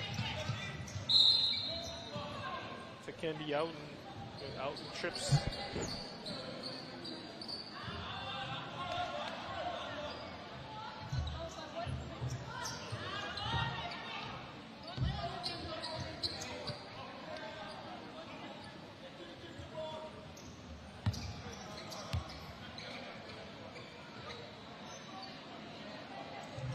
Sorry, that's Teronia Wild Goose bringing the ball in for Grand Bahama.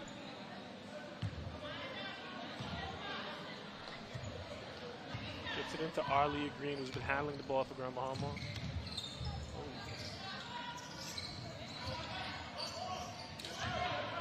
It's a mid-range by Arlia Green. She misses. Tiffany James on the attack for Columbus Isles gets the layup.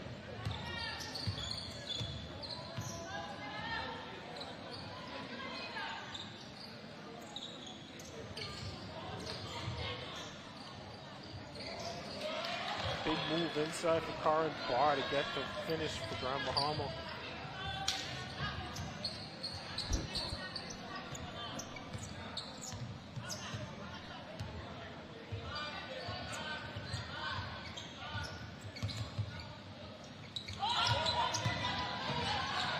Raven Nixon tried to force it inside, turns it over to Arlia Green.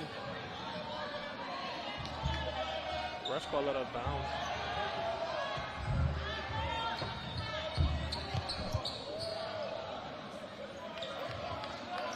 Spectators can't believe what they're seeing, but it's Columbus Isle's ball. It's Raven Nixon with the ball.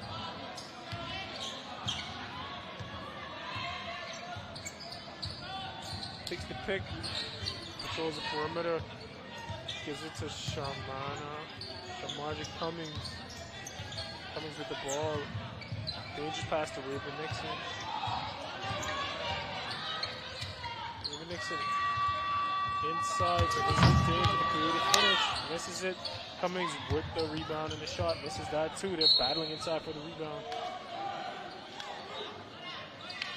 Ball out of bounds. Grand Bahama ball.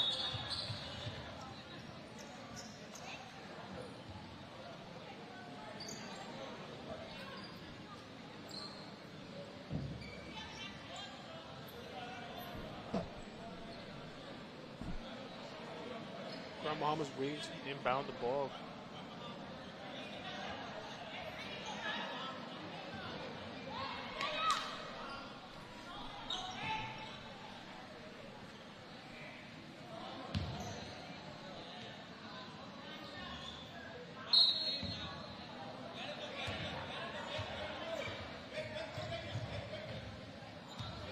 It's Toroni Wild Goose inbounding the ball to Kendi Outen. Kendi Outen's handling the ball for Grand Bahama.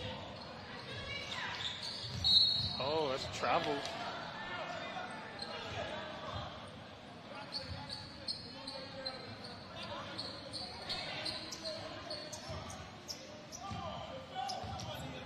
It's a travel for Arlia Green, and Columbus Isles is taking the ball all the way. Oh, Raven Dane splits the double, but gets caught in the paint. Jump ball. Jump ball. Grand Bahama gets possession. They get the ball.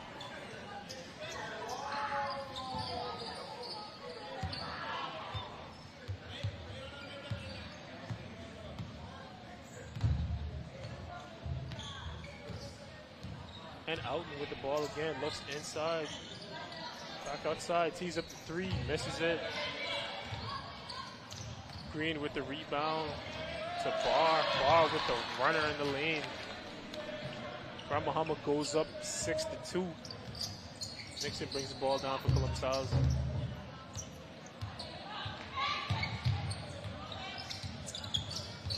there's a pick and roll, but the lane is clogged. Grand Bahama gets a turnover. Karen Barr gets the run out. She's handling the ball on the break. Splits the defenders high off the glass, but out of bounds. Green saves it, back to Barr. Barr with the unorthodox Green hustling to get the long rebounds. Passes to Tatiana Lockhart. The glass misses. Barr gets it high post but travels.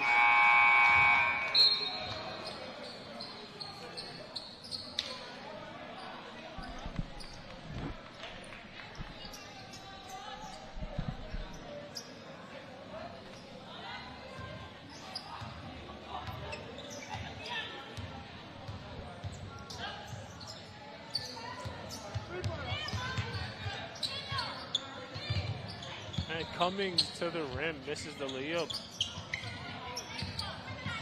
James with the floater. Oh, they get tangled up down there. Karan Barr gets fouled on a trip.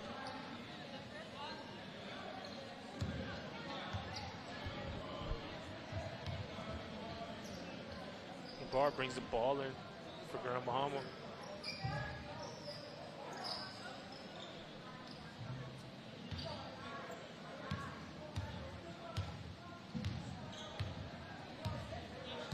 Kendi Outen handling the ball once again for Grand Bahama. They get it inside. Green.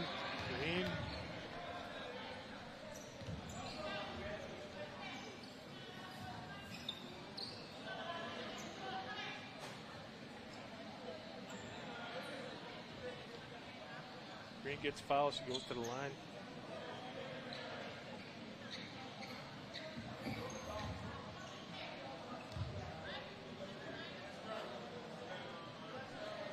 She's saying the ball's wet. She wants a towel.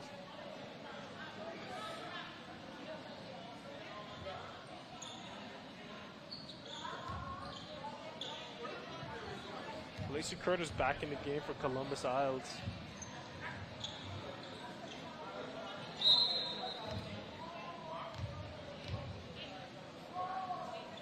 Green is going to try to make this free throw. Make these free throws.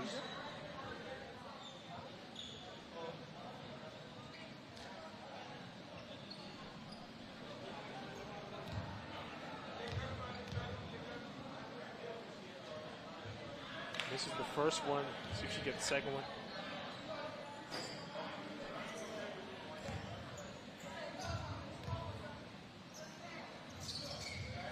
Makes the second one. Grand Bahama goes up 7-2 over the Columbus Isles.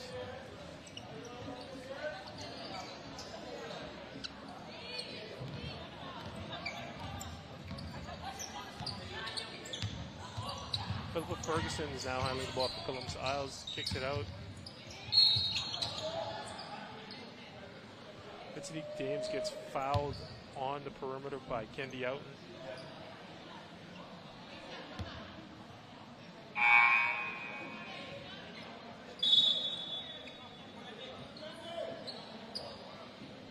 She heads to the line to try to make 2 free throws to try to get Columbus Isles in this game.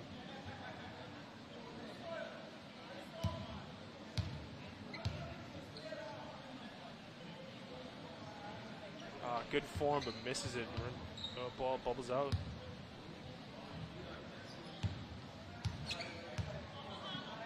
James tries to get one. This is the second one too. Rebound, Grand Bahama.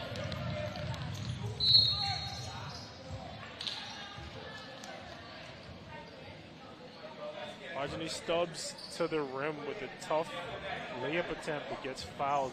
Goes to the line.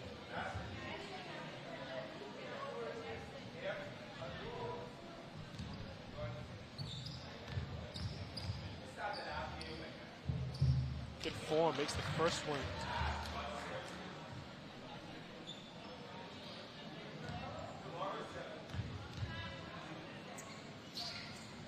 Stubbs misses the second one. She doesn't finish her breakfast. Columbus Isles is on the push.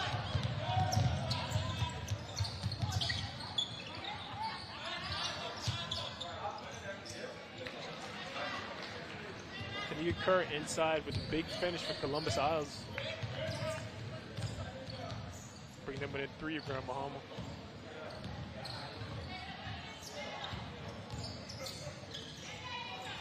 Stubbs handling the ball. Lockhart with the miss high off the glass. Columbus Isles is back on the attack. Dames push with the push, returns it over. Trying to get it inside to Kania Kerr. With that pass, you want to see try to break down the defense and get inside and move things around before she tries an interior pass. Good look, but could be better execution.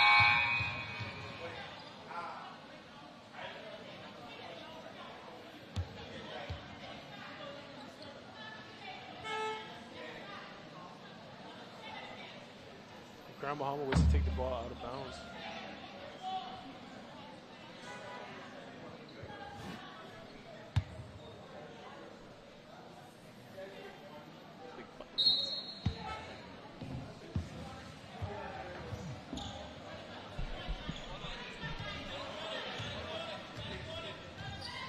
And Grand Bahama with the ball. It's a live microphone. It's a jumper, and Lockhart goes to the rim. Gets fouled.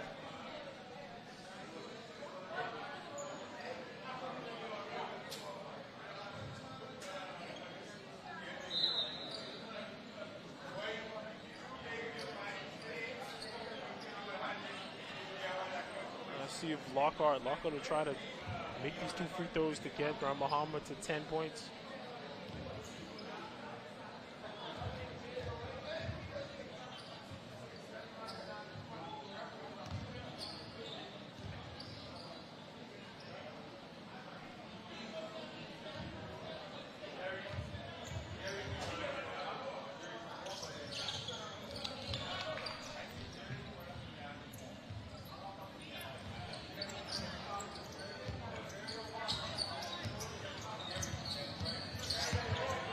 And it's Cummings bringing the ball down. The miss for Columbus Isles. Kenny Forbes with the rebound. Grand Bahama pushes, but throws it away.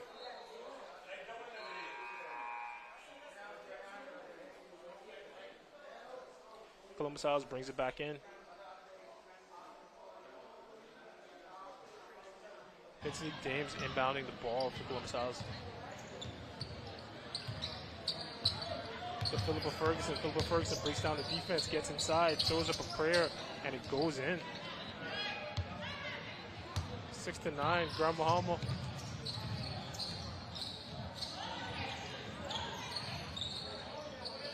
As Arjun Stubbs with the ball, turns it over. Ferguson gets fouled.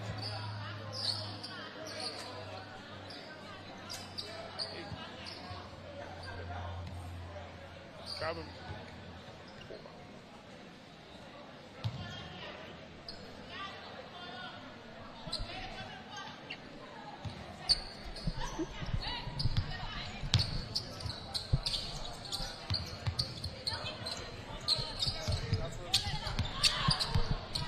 And with the rebound,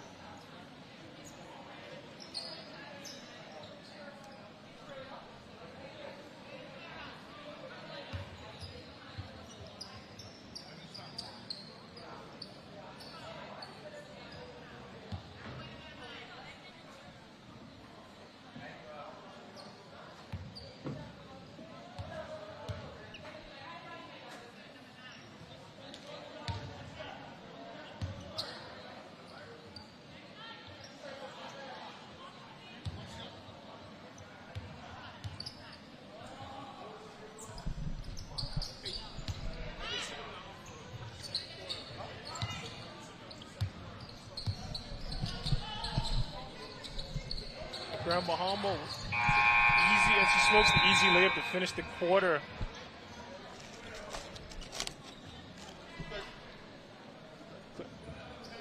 And we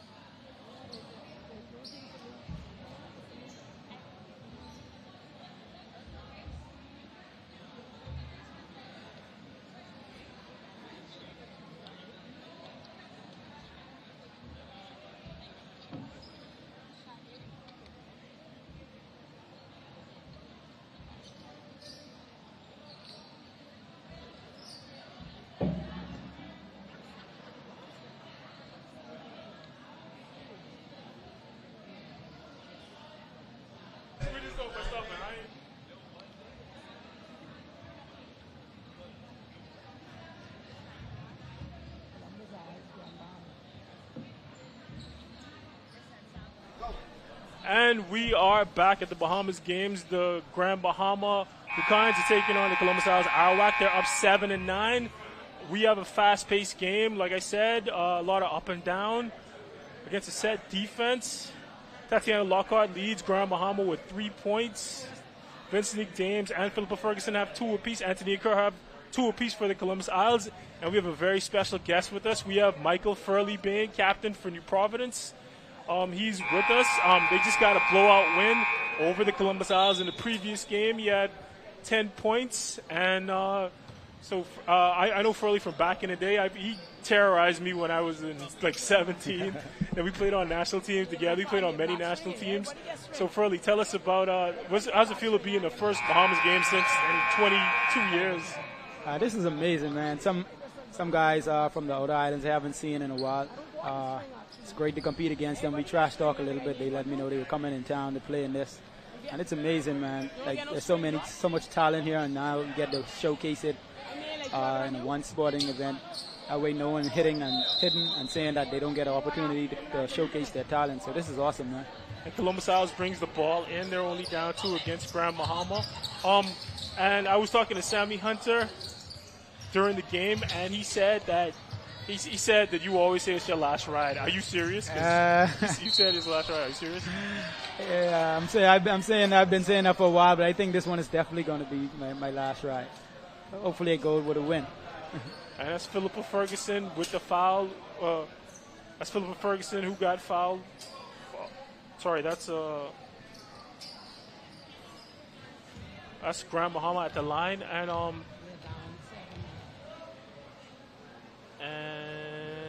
she misses it. It's hard to see these numbers, man. They got these ponytails. It's hard to see these numbers. Anybody on any particular team you look forward to playing? Well, I'm representing New Providence, so I'm looking forward to play against Freeport and let the rivalry continue. All right, and that's the score for. All right, and that's Jada Johnson knocking down the free throw for Grand Bahama. And that's a tough collision. One thing I noticed about the game out there, these refs letting you all play. They're trying to get you all about it. Yeah, I love it. That way you play through contact. So don't look for the referees to bail you out and try to say the referees determine the game. But in there is extremely hot, man. This summertime in the Bahamas is no joke. It's funny because the court looks so good, and nice layup, nice feed inside. Nice. That's a nice layup for Teaser Johnson of the Columbus Isles. And it's funny because the court's made up so nice, you wouldn't think it'd be so hot. You think they would have put like a new AC in there too, and it's still out there. I've got word that the AC is the next project in there, which is much needed, especially for summertime activities. And that's a strong take to the rim for Arlia Green. You know, it's funny doing the news. They always they clown me because I'm in the studio because the light's so close to my head because I'm so tall. Yeah. So they clown me because they say I sweat so much. So this is not helping my reputation around the studio. Yeah. So who do you think you guys are going to see if you get to the finals? Who do you think you're going to see? Grand Bahama, definitely.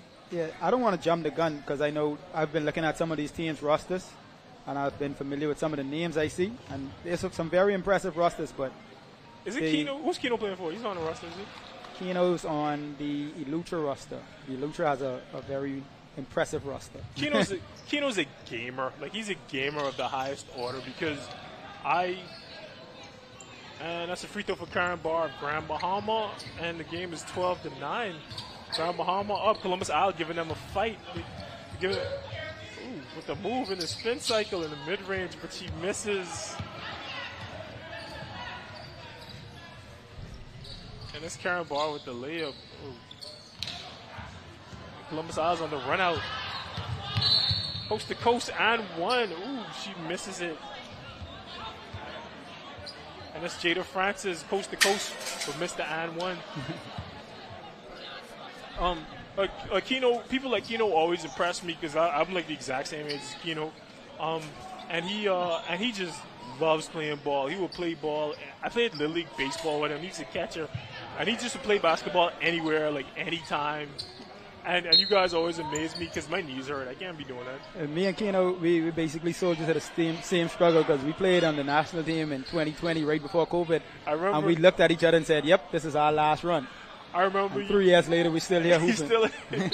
I remember you guys played against Mexico and in Atlantis, and Keno dunked on somebody. Yes. And he just is like, my knees are hurting. Yeah, that's the game we said was going to be our last run.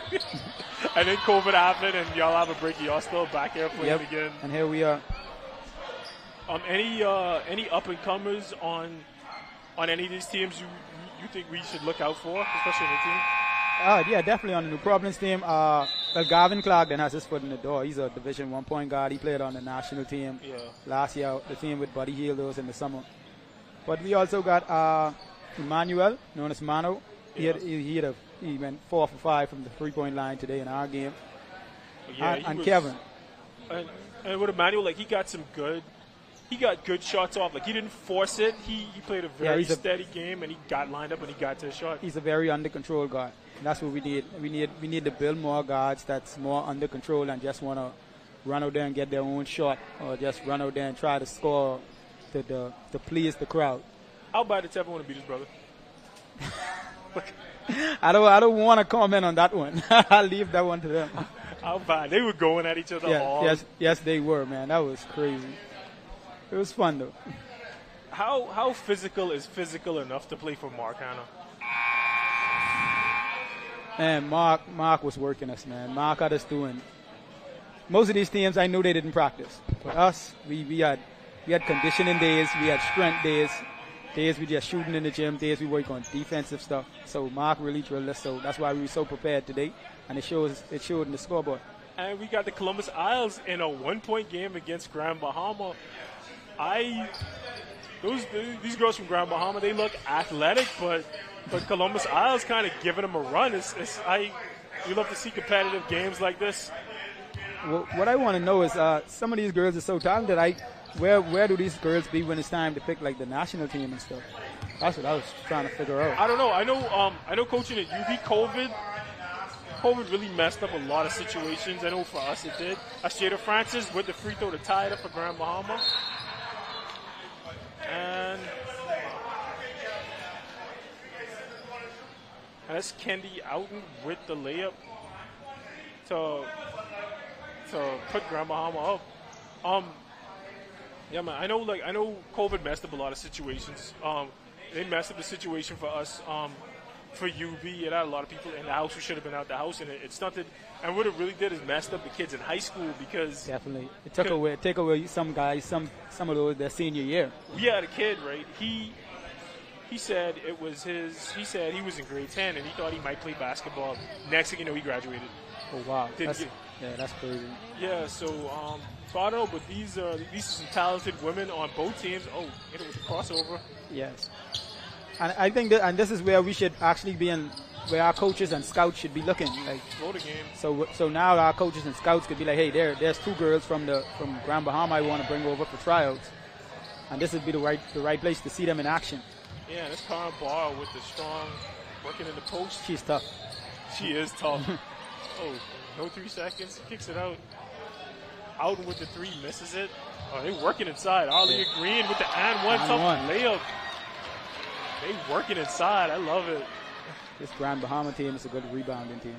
Yeah, they are. They're doing some tough work inside.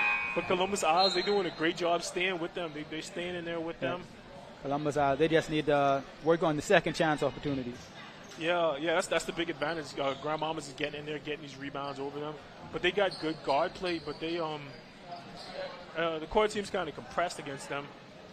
Yeah, the size of the Grand Bahama team is really showing on the boards. Not size as in so much as in height, but just being able strength. To push people around. Yeah. And that's a big. I know that playing on a national team, that's a big thing for us. Like we have tall guys. There it is. More second chance opportunities now. How strong are the guys you guys play against on a national team, right? Because I used to play. She teed that up. Steal. Kenny Forbes teed it up, missed it, got it back, got to the bucket.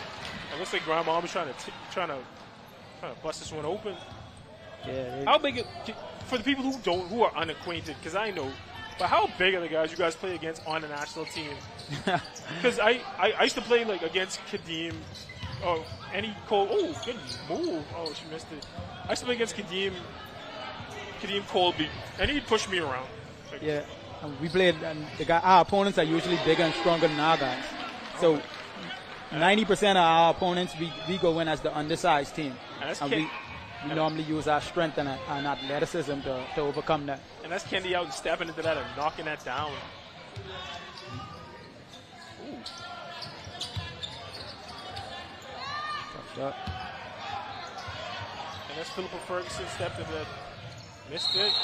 I'm telling you, this Grand Bahama team, they're strong, man. They might not be the tallest team, but they're strong. Arlie Green with the strong finish and one. I was when I was in Carifta covered swimming.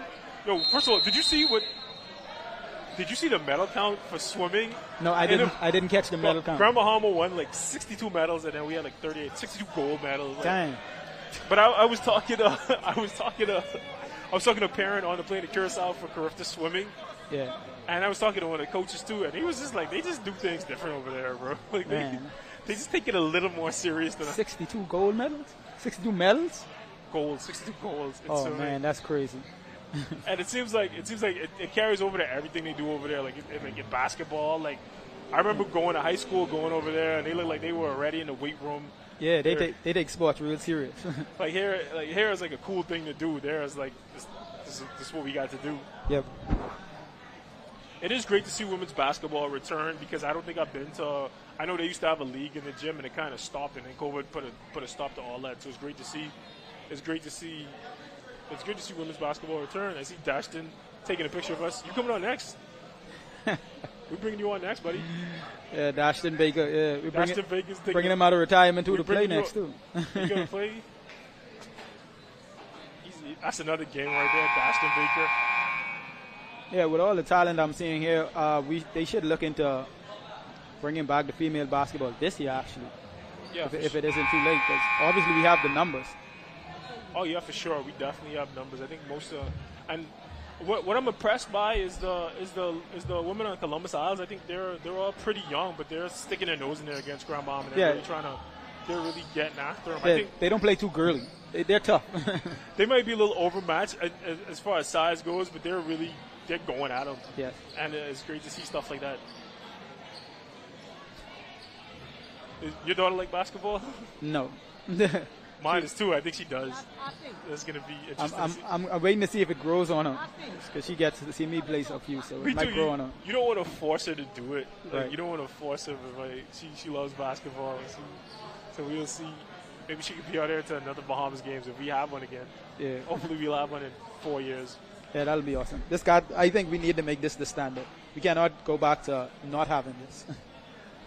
I'm actually pretty impressed by Mario Bolag, by his commitment to actually doing the games. I know he coached us when we were growing up, so it's really cool to see him go from being a coach to being in charge of the federation, and now he's a minister. Like it's interesting to see because he's giving speeches, and you think he's going to say some coach stuff. And, right. And now he has to. To keep it professional. Nice dish inside. And that's the next second chance opportunity for Grand Bahama. Grand Bahama's pounding the boards.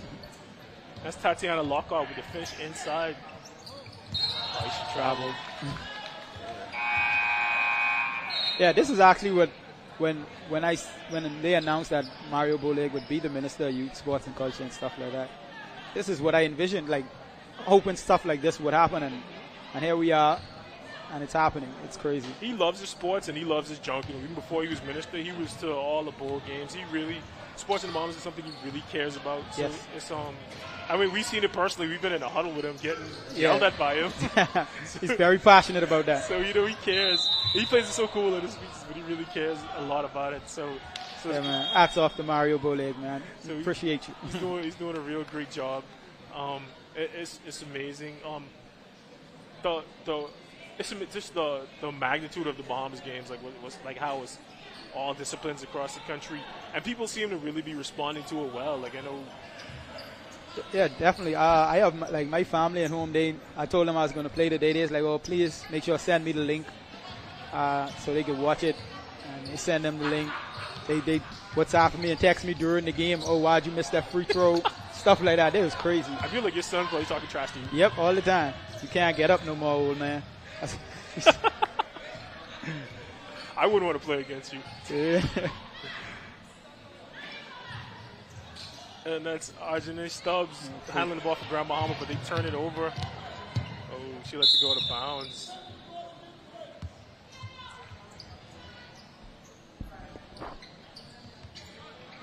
She lets it go out of bounds. Columbus House takes the ball. There's a lot of people in attendance for a midday game like this, for a work day too. I was pretty shocked at the amount of people that was at the gym. Oh, me too. I wasn't sure what was happening there. It's Cummings. Like, man, taking the ball. Everyone must have gotten the day off for Bahama games, huh?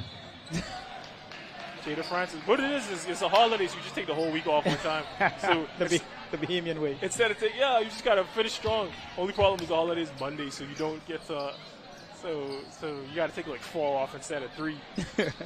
My favorite is when you have like when Christmas is weirdly spaced, so you got to take 4 days off to take off 2 weeks. Yeah. Between the weekends and the holidays is my favorite. If you could space it right. Yeah. It's coming to the line.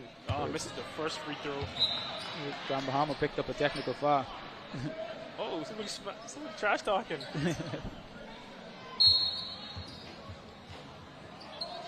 No, I picked up one technical foul ever in night league, and it's because I was playing with you. I think Slugger was on the sidelines talking to me, and I didn't even say anything to him, and he was just talking to me, and I got a technical foul. You got baited. Yeah, got baited. but I didn't say anything. He was in the stands. Oh. Big move, misses the layup. Tatiana Lockhart with a big move, but couldn't get the layup. Columbus House gets the ball back in. That's 2 minutes left.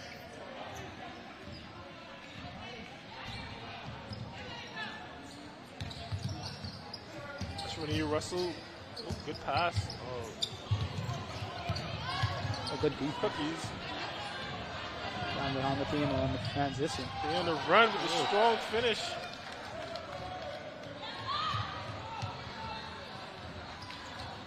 Grand Bahama team's pretty impressive, man. They get out in transition and they rebound well. That's two things they do real well. That's Arjane Stubbs with the transition.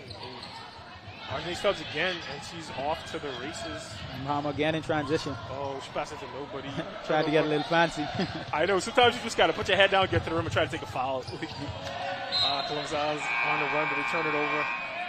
You know, it's funny. I talked to your coach Mark Hanna before the game, and he said the same thing about you guys. He said he wanted you guys finishing possessions, rebounding, and then getting out and running. And you guys did that to deadly effect against Columbus Isles. Yeah, definitely. Mark definitely grilled us about that. Rebounding, finishing the easy one, making the easy ones, and that's half of the game right now because we got out in transition and we just ran them out the chin. I know things are serious. I saw Richard Simonet over the weekend. And I knew it was serious because he was like, "Yeah, I do strength and conditioning for New Providence," and I was like, "What?" yes, he does. So y'all not just showing up to play? No, we put in that work. Our goal is to win this whole thing, and we know it won't be easy. I used to play football with Richard, and I used to play flag football with him, and he would just run us raggedy. So I'm glad I'm not the only person he's running raggedy. We'd be on Goodman's Bay just running in sand just till I remember throwing up, and I was in like kind of basketball shape, and I remember just doing bear crawls till I threw up. So I know he got y'all right. Yeah, Richard is definitely a workhorse, man. He gonna get you right.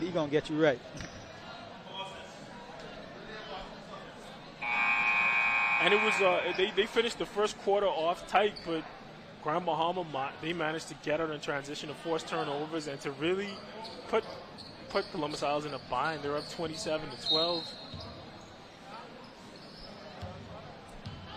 And that's Arjane Stubbs with the ball. They're going to set something up and run some clock. Oh, automatic without hesitation. She misses this. That's Jada Francis with the ball to the rim, but she misses the layup.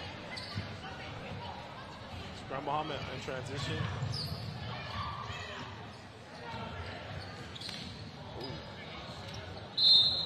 And it's another turnover. Looks like Columbus Isles is keeping the ball.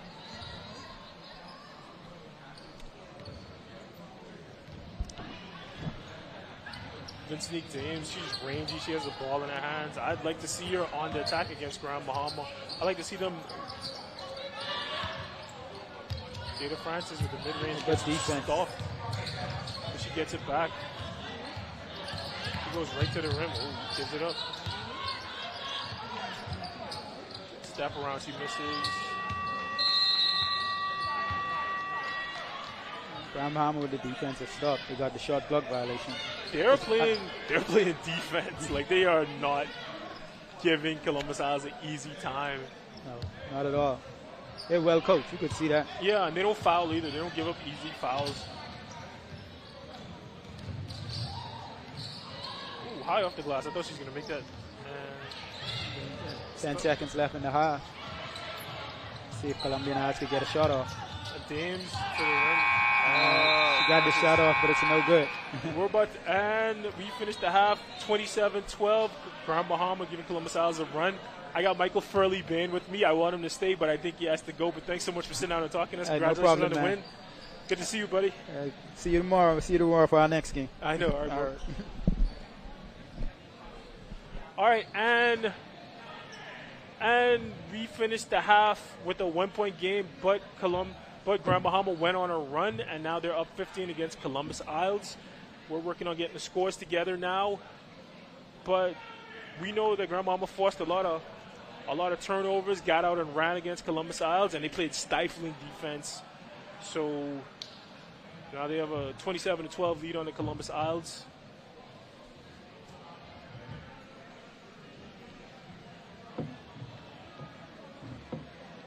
And we're going to commercial break right now. We're going to come back with the stats.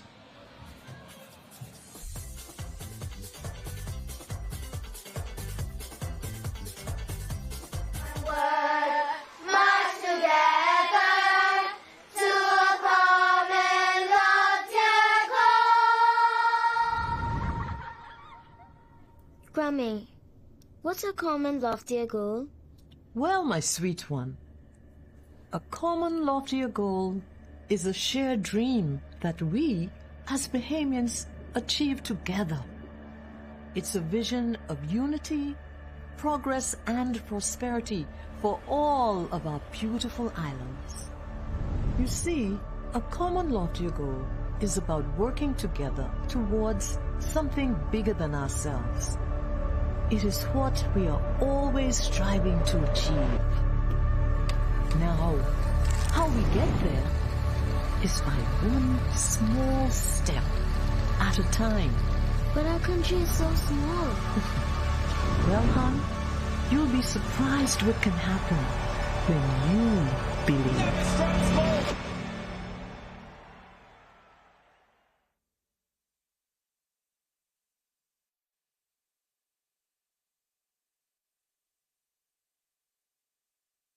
Here, in the heart of Nassau, we welcome you to Bahama Handprints.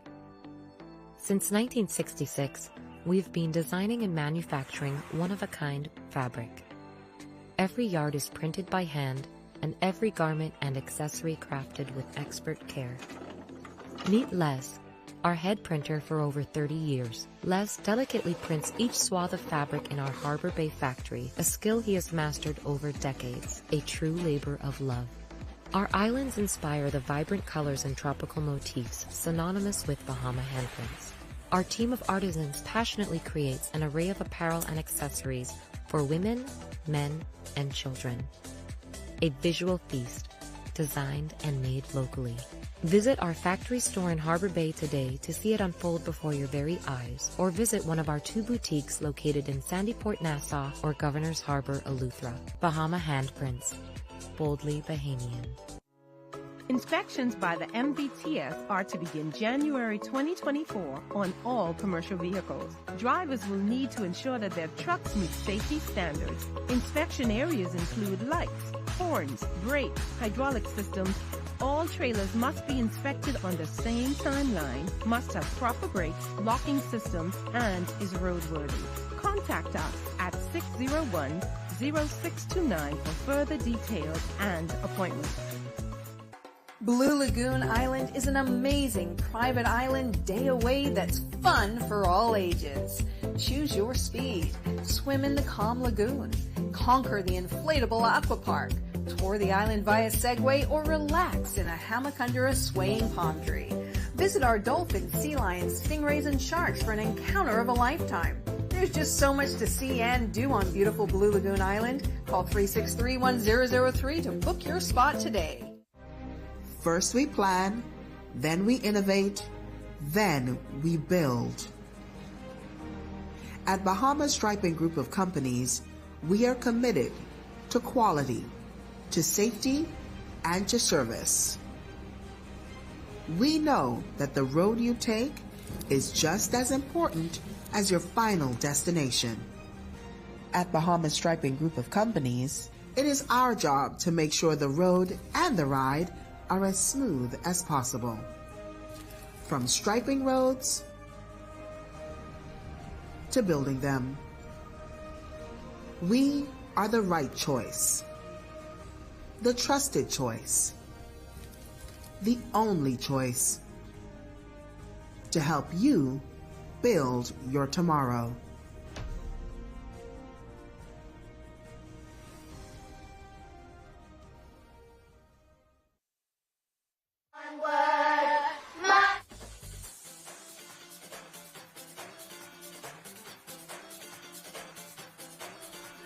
And we're back to the Bahamas games. The Grand Bahama Lucans is taking a big lead over the Columbus Isles Arawaks. Tatiana Lockhart leads Grand Bahama with 4 points. Kendi Outen has 5. I'm sorry, she has 5 points. So does Kendi Outen. Arlia Green has 4 points. And Karen Barr has been doing big work inside for Grand Bahama. She has 10 rebounds as well as 4 points. Tisha Johnson leads Columbus Isles in scoring with 3 points. And Grand Bahama is dominated on the boards. Like I said, Karen Barr has 10 of Grand Bahama's 24 rebounds. Grand Bahama's also been playing stout defense. They've forced 13 turnovers from the Columbus Isles. They managed to get on the run and get easy layups to go up 15 points on Columbus Isles. We're going to start the second half right now.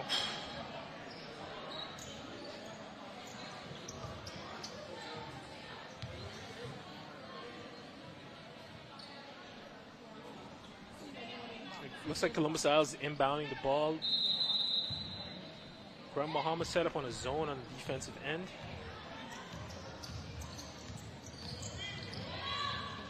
Rainier Russell's handling the ball for Columbus Isles, but she's getting hounded on up top by Grand Bahama. Russell tees it up to shoot it, misses it. Lockhart for Grand Bahama tracks down the rebounds, but Russ probably out of bounds.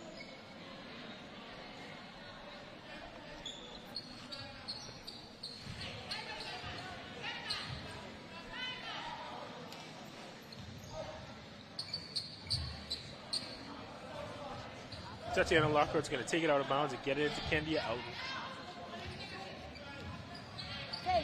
Outen. Getting pressed by Russell. And almost loses it. Russell fouls her on the perimeter, bails her out.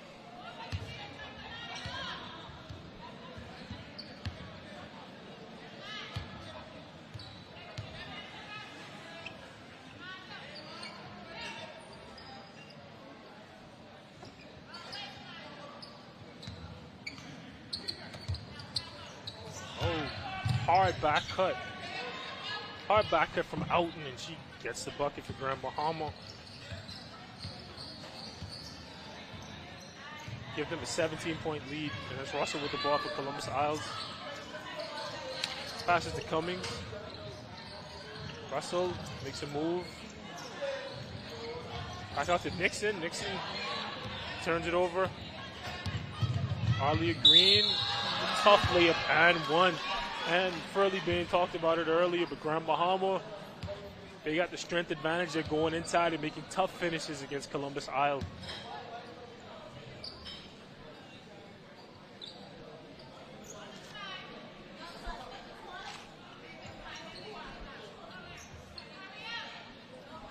Arlia Green with the tough layup. She's going to try to convert this and one to give herself 7 points, give Grand Bahama. And she makes it. Arlia Green with 3 the hard way for Grand Bahama.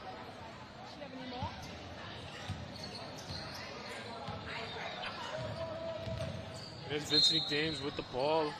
Gets inside, gets fouled for Grand Bahama. James trying to slow this game down, get to the line, get some tough buckets against a stout defense, using her length and athleticism.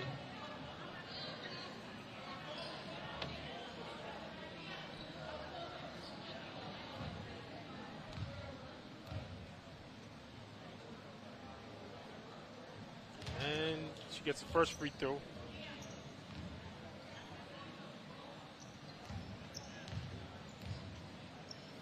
Dames, the second free throw. Dames is playing tough. She's been hanging tough all day against Grand Bahama. Kendi Outen handling the ball. Arlia Green, back to Outen. Inside, good move. Tatiana Lockhart with a lefty finish, but misses it. Here comes Dames, bringing the ball back up. Rangy, she's long. She's not averse to contact. She misses the layup. Raven Nixon takes it out. Gets a pick from Rainier Russell. Oh, gets it inside. Nice shot from Dames, but she misses.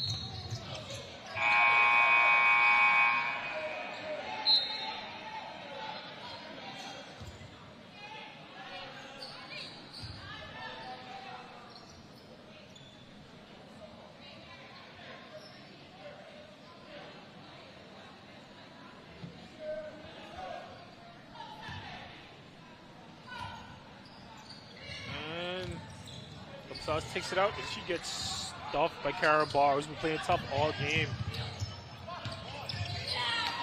And Arlia Green with the tough finish again, no and one, but she goes through contact, gets the finish. There goes Philippa Ferguson handling the ball for Columbus Isles. Rainier Russell probes the defense. She gets turned, turns it over. Arlia Green through contact again, doesn't get the layup, but she gets a foul. She's going to the line. Grand Bahamas now up 20, up 34-14.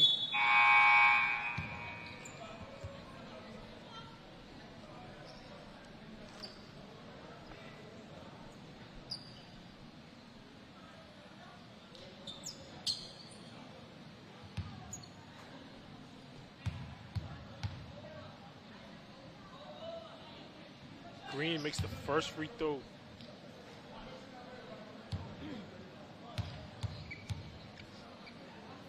Green gonna try to make the second one, and she misses it.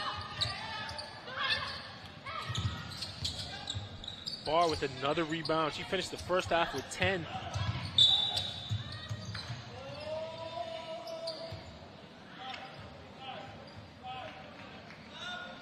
Early in the second half, Barr already has 11 rebounds. He's doing work on the boards.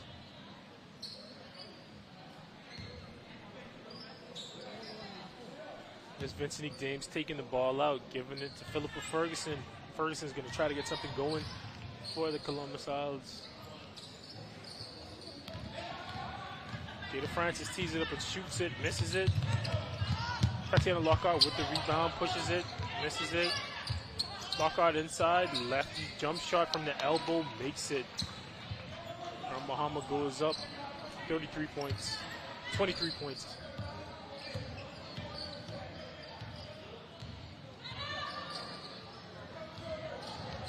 And goes Philippa Ferguson through the zone, through the contact, gets fouled. Just going to the line.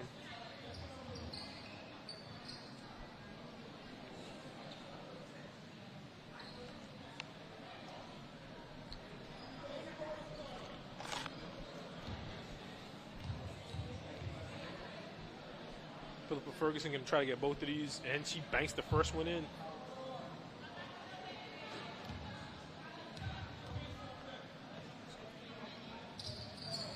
Philippa Ferguson misses the second one. It's Kenya Forbes with the rebound.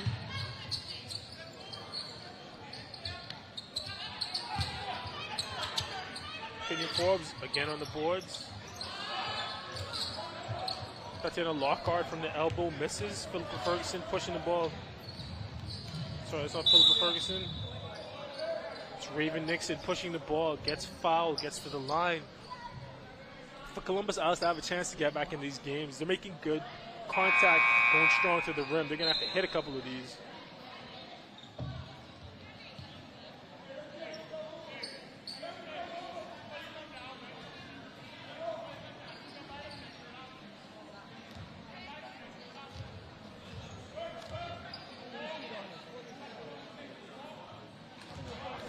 Makes the first one.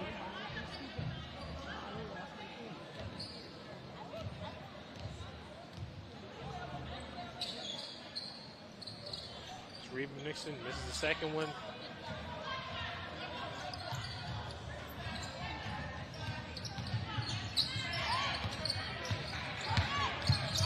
Strong take from Tatiana Lockhart. Gets the foul.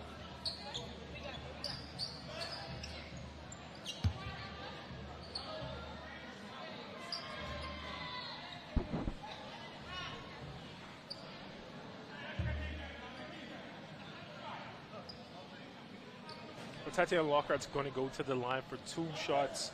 We see Grand Bahama all game putting their heads down and playing through contact.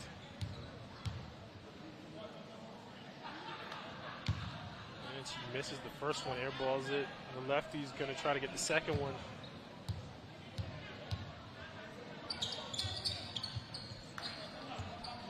Makes the second one to bring the Columbus Owls with it, to put Grand Bahama up 38-16.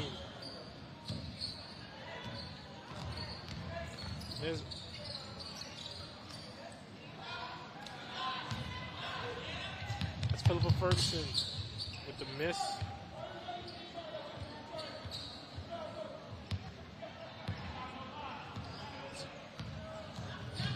It's Kenya Forbes with the layup on the other end. Philippa Ferguson with a tough floater for Columbus Isles. Arjane Stubbs has the ball in hand. She's taking control of the offense, and she's going to work. She gets a pick from Lockhart. Miss. Teronio Wild Goose inside doing work. Gets fouled again. And there we see over and over again Grand Bahama's size taking advantage of Columbus Isles inside, going up strong.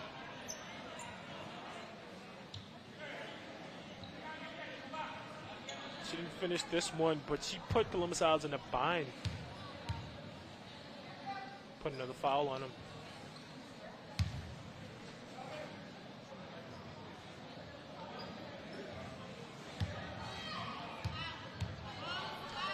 Grand Bahama's been leaning on Columbus Isles all game. We put 14 fouls on them, the Grand Bahamas 10. 15 fouls on them. So we see Grand Bahama's size. They're, you can say, putting their head down and going through contact.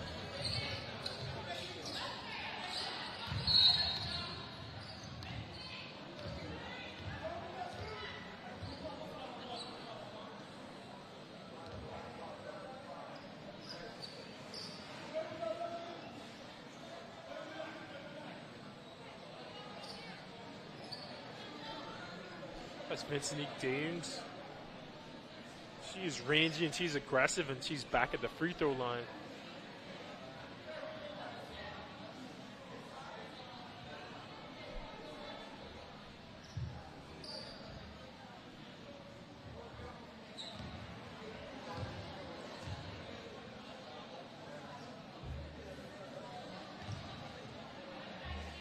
And she makes the first one.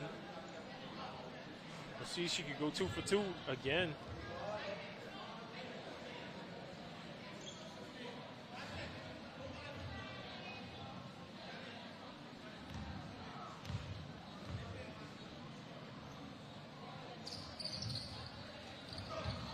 And she misses the second one. So far, she's leading. Strong finish inside from Kenya Forbes of Grand Bahama.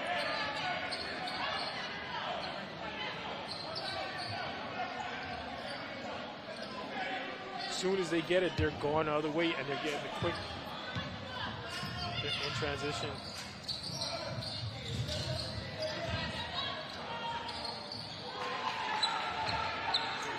David Nixon inside with the sweet mid-range shot.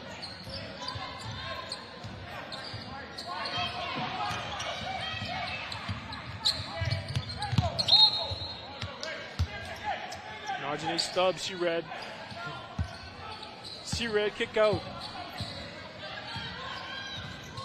Her teammate ran back door.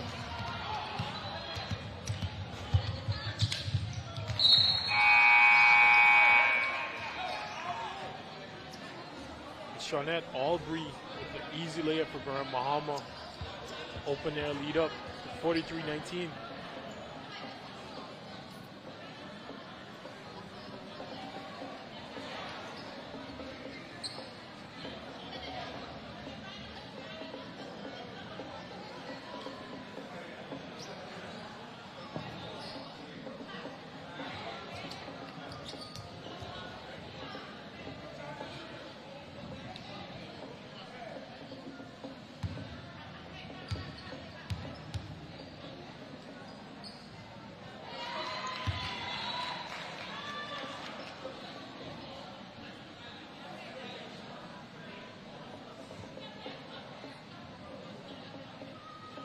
They're getting all huddled up. They're getting ready to go again.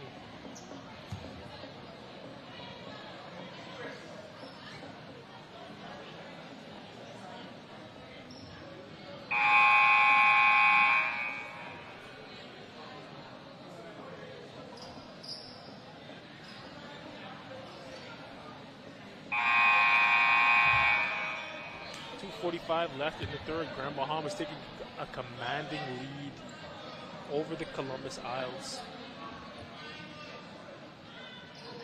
Thanks to 9 points from Kendi Ouden. Karen Barr has pounded the glass. She has 11 rebounds. As Rainier Russell of Columbus Isles passes to Jada Francis. Jada Francis works her way inside, turns it over.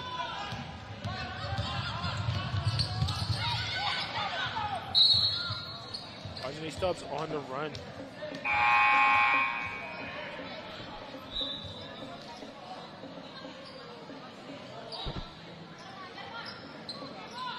Stubbs is going to inbound it.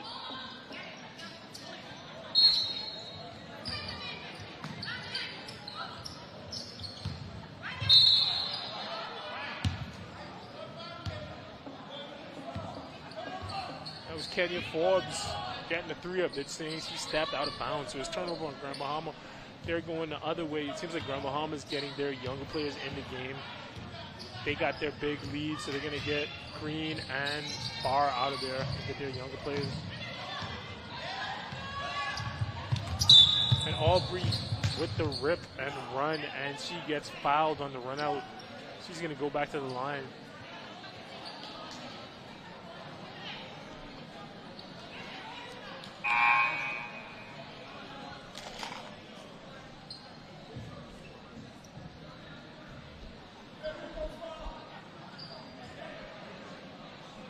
It looks like they call it clear path.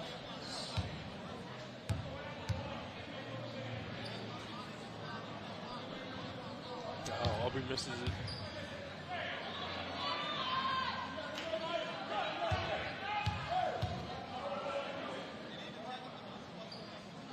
Aubrey makes 1 and 2.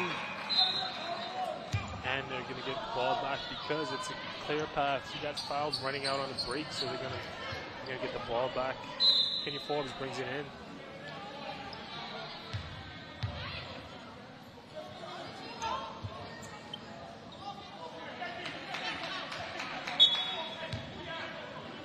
Arjani Stubbs running the offense right back to Forbes. Forbes tees it up but gets a shot up, but she misses.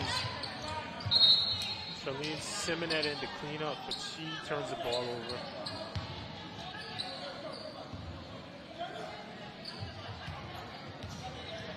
Rainier Russell bring the ball up for the Columbus Isles.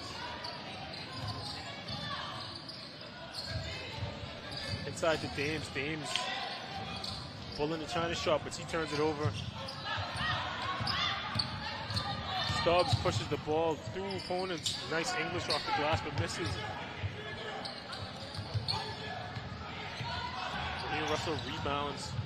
Gives it to Raven Nixon. Nixon, hustling to get it.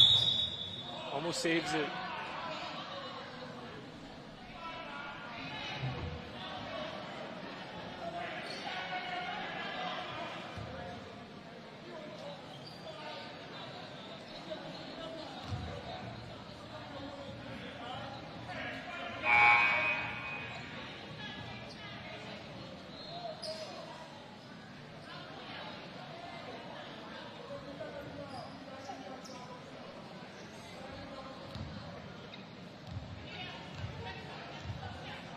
That's Raven Nixon with the first free throw. Got it up, but no good.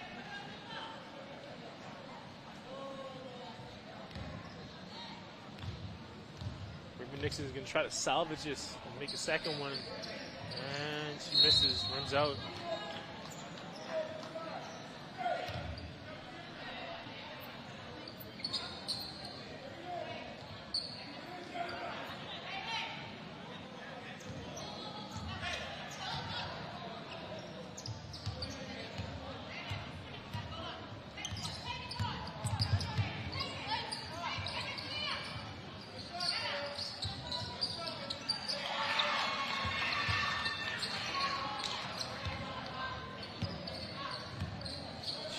knocks it down. Aubrey. See how she knocks it down.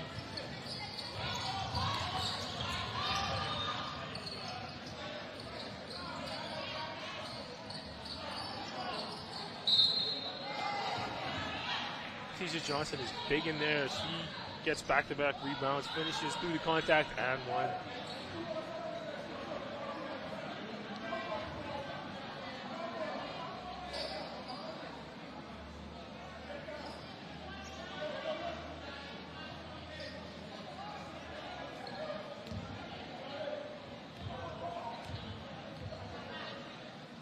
Johnson had the chance to convert the and one, but she missed.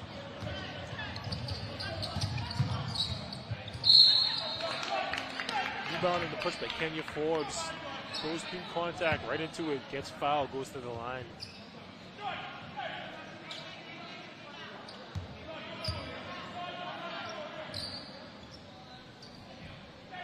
Grand Bahamas hold benches in. Looks like their starters are done for the day. Their work is done. They got the big win.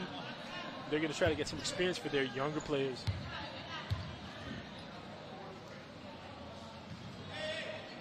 Misses the first one. Forbes does.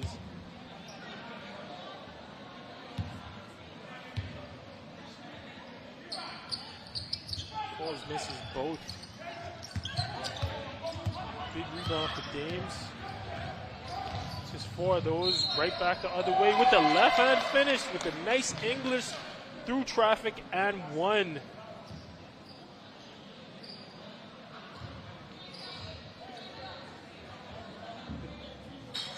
Gives Dames 7 with a chance to get 8. She's been showing her skills. She's aggressive.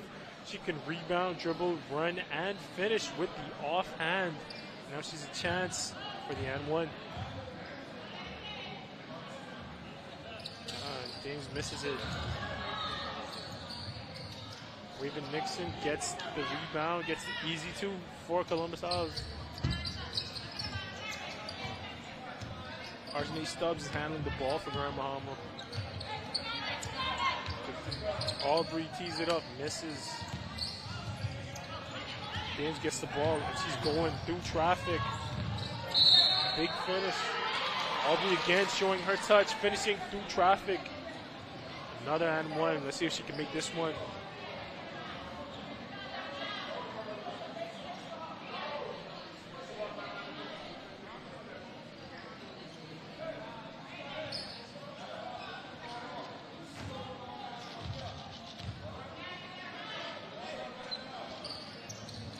And she misses the and one. Kalia Poitier gets it back and she finishes it. Columbus Isles have been 20 with only 20 seconds left. It looks like the clock hasn't started.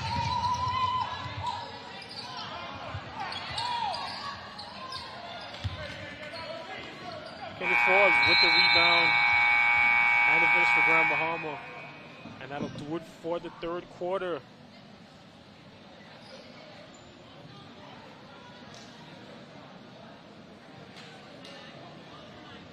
Grand Bahamas up 47-29 over the Columbus Isles. Grand Bahamas bench players seem to be in the game.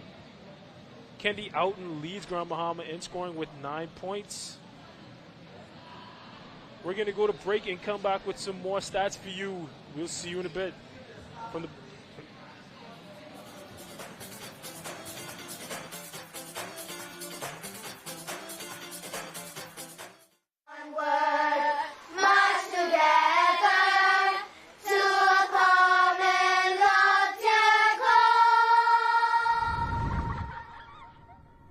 Grammy, what's a common loftier goal?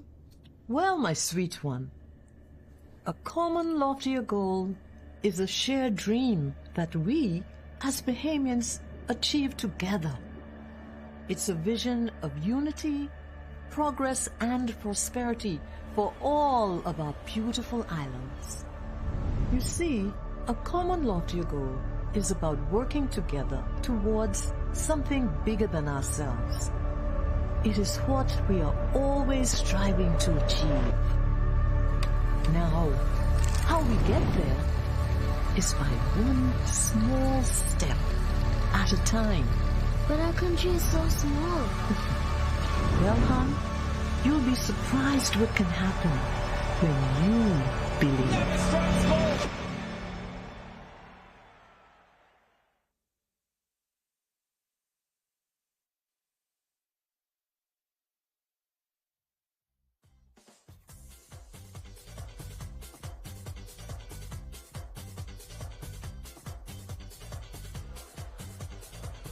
And we're back at the D.W. Davis Gymnasium. Grand Bahamas taking a commanding lead over the Columbus Owls, 49-29, on the strength of Karen Barr's rebounding. She has 11. She had 10 in the first half. And it's been easy work for Grand Bahama ever since. Vincent Dames is going on a run for the Columbus Owls. She has 9 points. And she leads the team with 5 rebounds. But other than that, it's just been all Grand Bahama all the time. Kenya Forbes also has 6 for Grand Bahama. She's in the game now with Miyaka Tucker, Shawnette Aubrey, and Charlene Seymour. Grand Bahama's going to bring the ball in. Oh, they got their starters back in. That's Karen Barr inbounding the ball. Oh, with Arlia Green.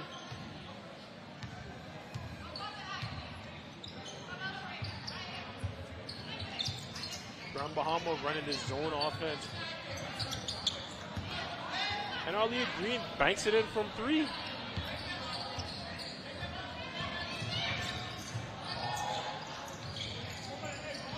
That's Dames going to work at the top of the key, skips it, but it's a turnover. It's Karen Barr back on the attack. She's going to give it up to Green. Easy finish inside. Those are two of Grand Bahama's best players right there going to work. You see why Grand Bahama has such a big lead. That's Rainier Russell. That's Karen Barr again. Tries to finish through contact, misses. Antonio Wild Goose gets the rebound, pulls it back up, tries to set something up for Grand Bahama. There's Arlia Green again. She's going to get a seal in there. There she is going inside. The floater, but it doesn't work. Shot clock violation for Grand Bahama.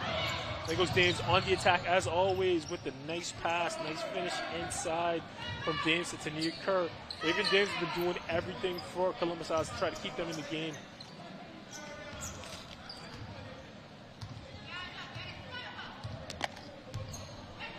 Sorry, Vincent Dames.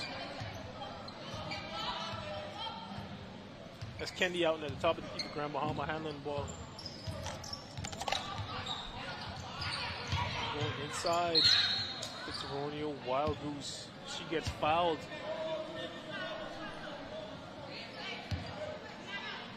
She gets fouled by Dames, who is tired. Dames done it all for Grand Bahama, for the Columbus Isles, but not enough to keep them in the game. Grand Bahama's too big and too strong inside, and they finish too good through contact.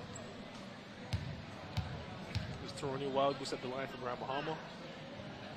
Gets one. Put Grand Bahama up 23.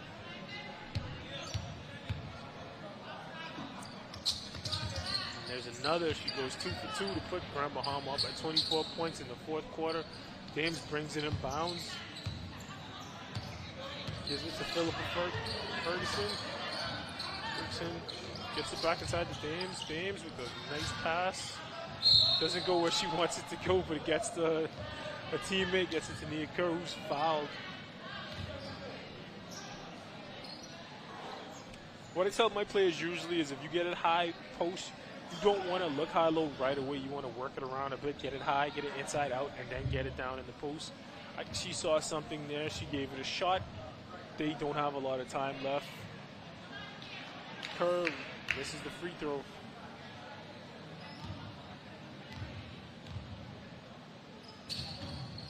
Kerr misses both free throws. Keisha Johnson gets a hand on it, but it goes out of bounds. Grand Bahama ball.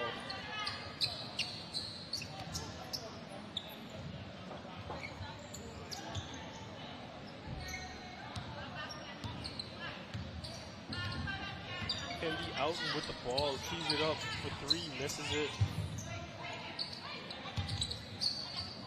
Karen Barr doing what she did all game, gets the rebound, gets it out to Arlia Green. Arlia Green travels, Columbus Isles ball.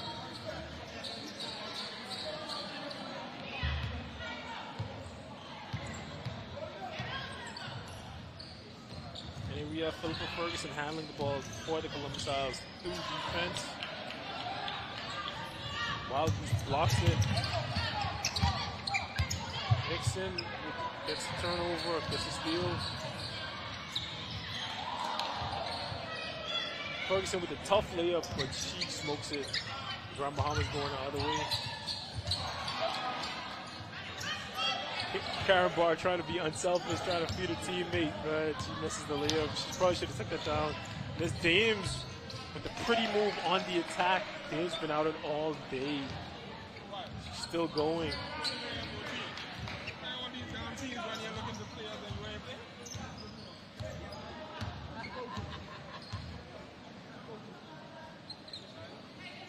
That's Kendi out and running things for Grand Bahama. It's like Karen Barr wants it in the paint. And then she does another rebound inside to Wild Goose. Wild Goose, tough layup through traffic again. This is a story of the night. Grand Bahama laying up in traffic, making tough finishes, getting and ones and hitting their free throws. They're playing fundamental Grand Bahama style basketball.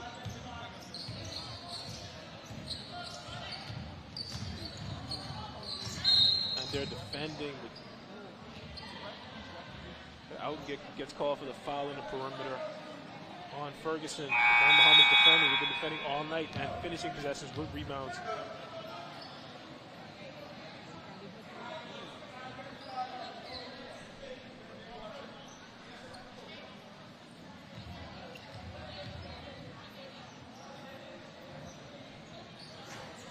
Columbus Isles set to take it out.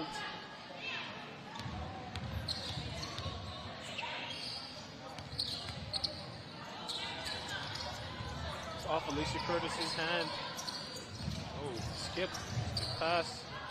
Jada Francis. Jada Francis gets the bucket.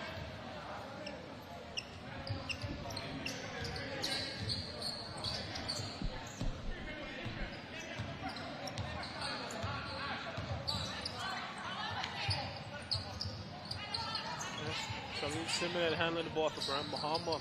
Gets the rebound inside, and point guard gets the layup for Grand Bahama.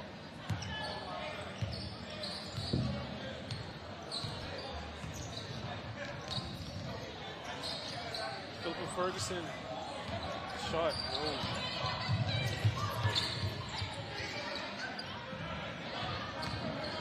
Francis with the layup. Good contact and one. Women from Columbus Isles have no quit in them. Down 20-something, they are still taking it to Grand Bahama.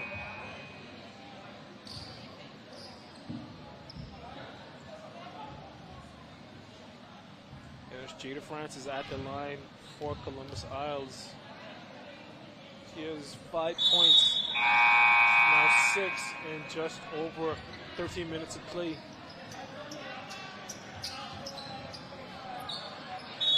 Charlene Simonette's handling the ball for Grand Bahama.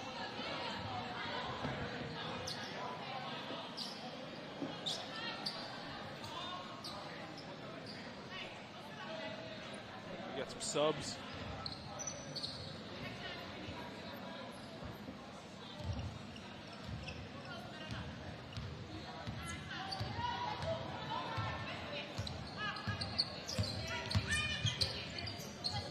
Simonette popped at the line, stuffed at the line, pops it, misses it. Ball out of bounds. It's going Columbus Isles' lead.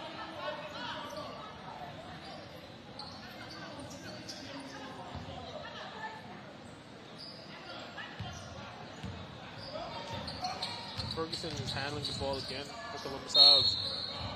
Splits a double team, takes the contact, gets the foul.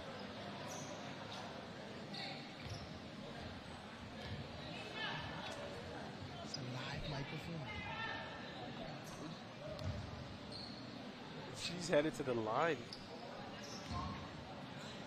Columbus Isles in the bonus. Misses the first one. Let's see if she can get the second one.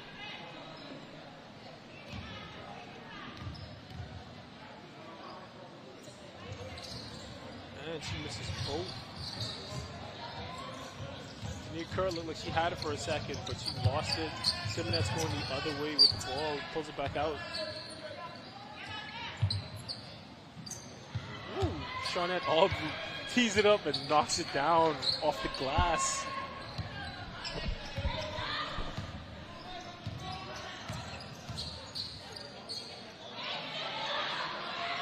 Up comes Philippa Ferguson. Tees it up again off the glass, misses it. Tania Kerr takes the contact, but misses the layup. She's going to the line. Tania Kerr is going to the line for 2 free throws.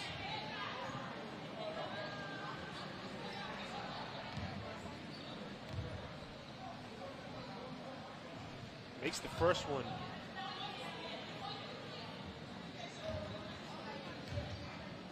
And we see the team from Eleuthera is nicely attired in their matching sneakers, ready to play New Providence. It's going to be a good game. Good kick out. Misses.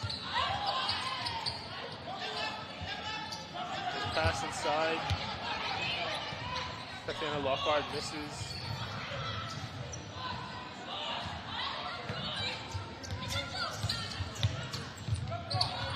Big block inside. Tania Kerr.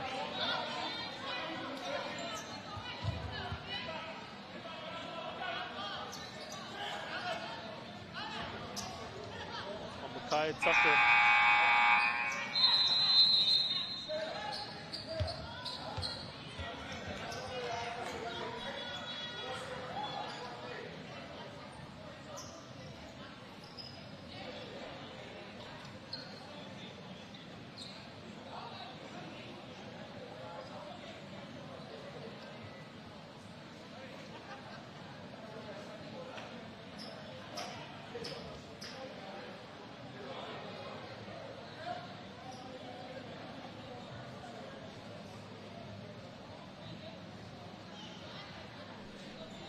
Grand Bahamas coach deliberating with his team so far. I don't know what his game plan is, but it seems like they executed it.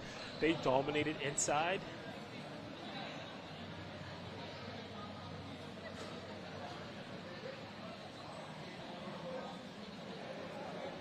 Grand Bahama dominated inside, winning the rebounding battle 50-33.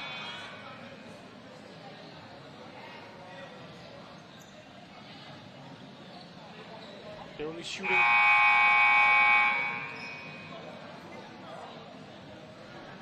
38%, but they held the Columbus House at 38%. They're finishing their layups inside. They're getting to the line. They got to the line 29 times, making 16.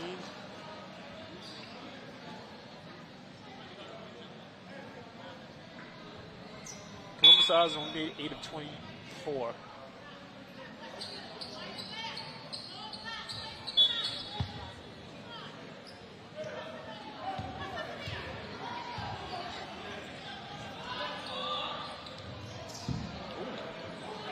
Pure. That was Alicia Curtis from the elbow for Columbus Isles.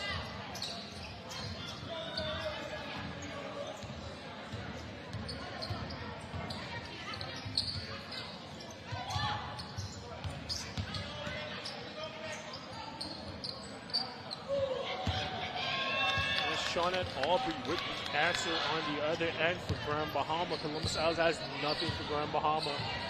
They are down 64-40. Ref says that's a 2. Tatiana Lockhart with the rebound.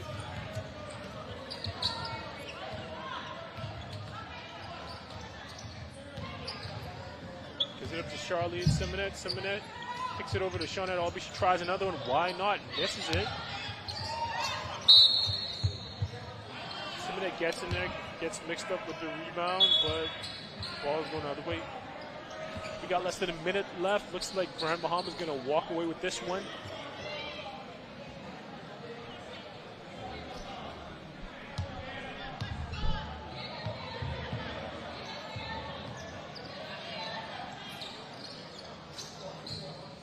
tries it, misses it.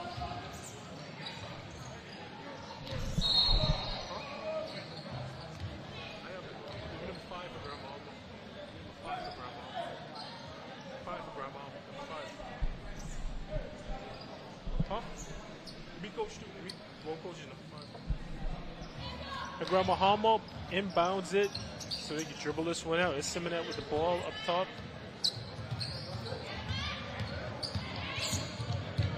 All the way to the rim to Tucker. Gets a turnover.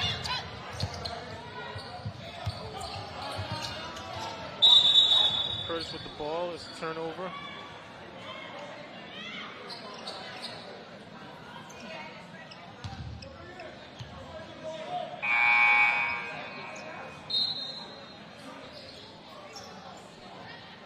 Tucker bringing the ball in for Grand Bahama. Two players from Luther on the sidelines getting ready to go.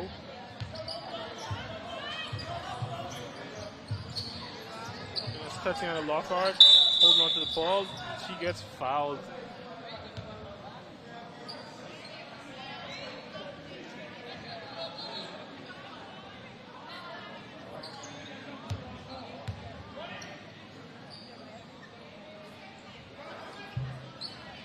They're going to take it out and do it again. Lockhart with the risky pass to Aubrey. Aubrey gets fouled. The ball stays at Grand Bahama. Another risky pass. Simonet almost gets hurt. She takes a second to compose herself.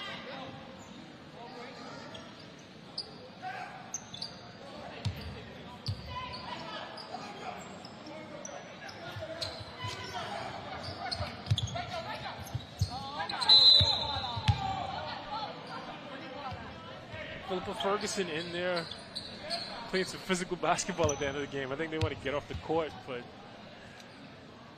she's sticking her nose in there, getting some turnovers. It goes Rainier Russell bringing the ball up to Dames. Dames hits a three as well. Why not? Vincent Dames can do everything on the court.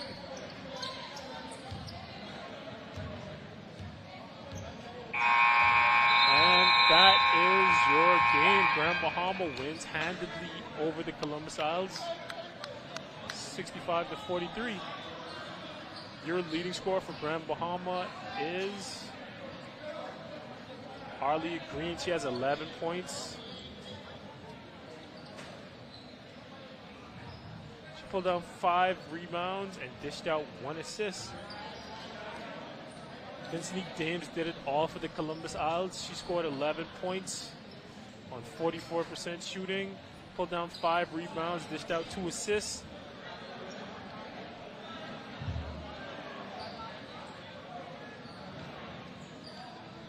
Karen Barr did the work inside for Grand Bahama, grabbing 13 rebounds in only 18 minutes of play to go along with her 4 points.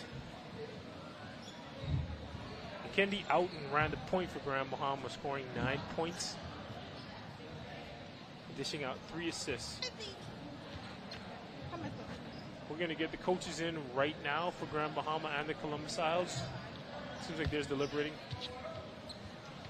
They're deliberating at the game. We have a lot of activity around us right now. Eleuthera seems like they're getting ready to go next game. It was a physical game inside for Grand Bahama. They put their shoulders down. They got to the rim. They took their time and finished inside. They got to the free throw line and made their free throws. I was impressed by Vincent Dames, though. She stayed on the attack. She had 14 points. That three-pointer gave her 14 on 5 for 10 shooting. She stayed on the attack. She rebounded. She defended. She seems like a really good, really rangy athletic player, and she did a valiant job against Grand Bahama. Tisha Johnson also chipped in 7 points, and Jada Francis had 8 to help the Columbus Isles, but it was too little, too late against Grand Bahama, who out-rebounded them. 52 to 25. I'm sorry, 52 to 34. Thanks to 12 from Karen Barr.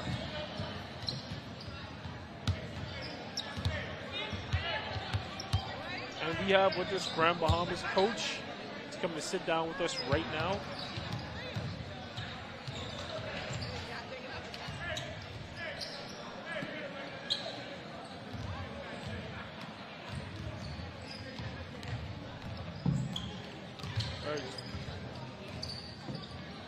And you see, play from. And we have with this Grand Bahamas coach. What's your name, Coach? Coach Audley Dean. All right, Coach Dean. 1 second, let me adjust your mic. There we go. And your team played a physical style of play. Tell us about your rebounding inside and the work you guys did inside. Yeah, right now, everybody just trying to get their legs under them right now. Our bigs, they've been out the game for a little bit, but they've been working their way back slowly, and just want to establish something so that we can get out there and be a contender. And just tell us about the work you did to prepare for the Bahamas games with your players. Well, like I said, due to the timing, a lot of people have a lot of work to do, but we started our best to try to squeeze work in. Just basically getting the younger players mixed with the older players, trying to get basketball back at its best. That's female basketball, I should say, at its best. And you said you have some younger players mixed in. How young are your youngest rotation players, if you don't mind me asking? Right now, I think we have our youngest at probably 17. Yeah. Just freshly out of high school. But those are the young legs that you need, especially when you're going to the tournament down the stretch. Well, I'll tell you what, though, that's a well-coached team. You can tell you coach defense. You start with defense first and rebounding, and it showed out there in the court. So congratulations on your win, Coach. Thank you, sir. Nice defense wins championships. Yes, sir. All right. Nice to meet you.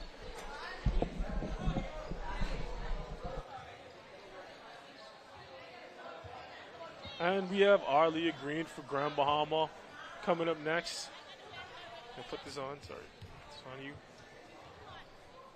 And am I pronouncing your name right? Arlia Green? I see.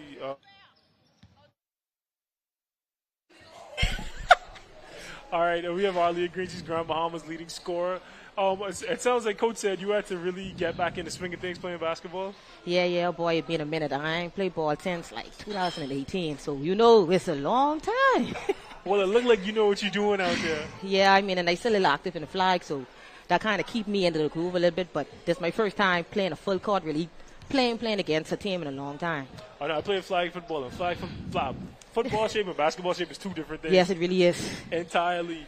Could you tell us about the work you did inside? You guys got inside and finished great and rebounded well. Could you talk about that? Yeah, the beginning of our game we kind of slow because a lot of us haven't played with each other. In the real game, we have vets and younger players. So as the game progressed, we kind of get in our groove with rebounding and playing our position better. So it was like a little shaky start, but it turned out to be much better than we expected, And I like that the girls get in the groove and we looking like we could do the thing. Yeah. All right. Well, congratulations again. Thank you for sitting down with us. Congratulations on your win. See you later in the tournament. Yes, sir. Alrighty.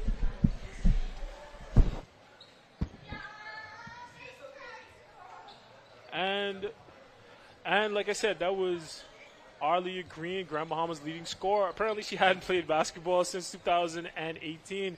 I couldn't tell watching her. She handled it inside. She ran it. She kept things calm from the post position. She led their younger players, and Grand Bahama has a 23-point win against the Columbus Isles.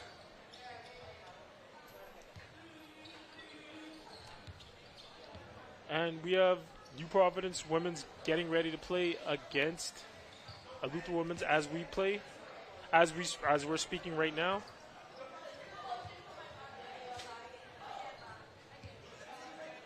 They're getting set up on the court down there, getting hydrated. It's nice and steamy in this gym, to say the least.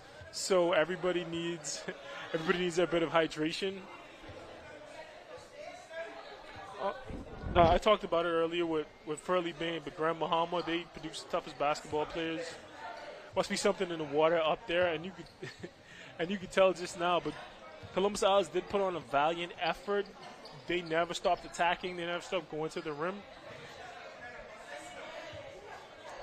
Given the size discrepancy, it should have been a bigger lead, but they did their thing.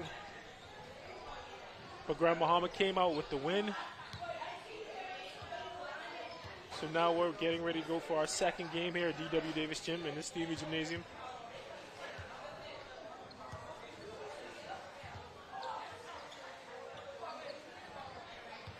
Now, as I said earlier, Grand Bahama won the rebounding battle, grabbing 52 to Columbus Isles 34. The turnovers were about the same. They were only one ahead of them, 24 to 25, but they got inside. They finished. Grand Bahama shot. They had 34 points in the paint to Columbus Isles' 28. They also had 24 bench points to Columbus Isles' 20. They got on a run. They had 8 fast break points to Columbus Isles' 3, and 14 second chance points because, like I said, they dominated the boards.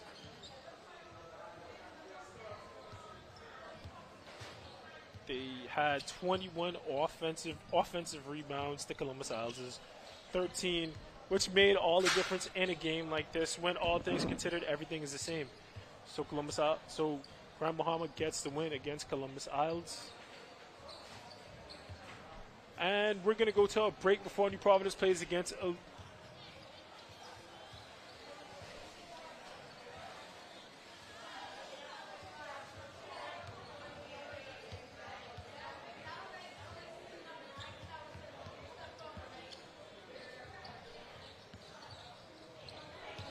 All right, and we're going on a break from now. We'll be back at 7:34 coverage. So that'll do it for basketball today. I'm Tage Adderley here at D.W. Davis Gym. We'll be back 7:30. Thank you for listening to us. Thank you for hanging in there with us. These have been some great games. We'll see you at 7:30.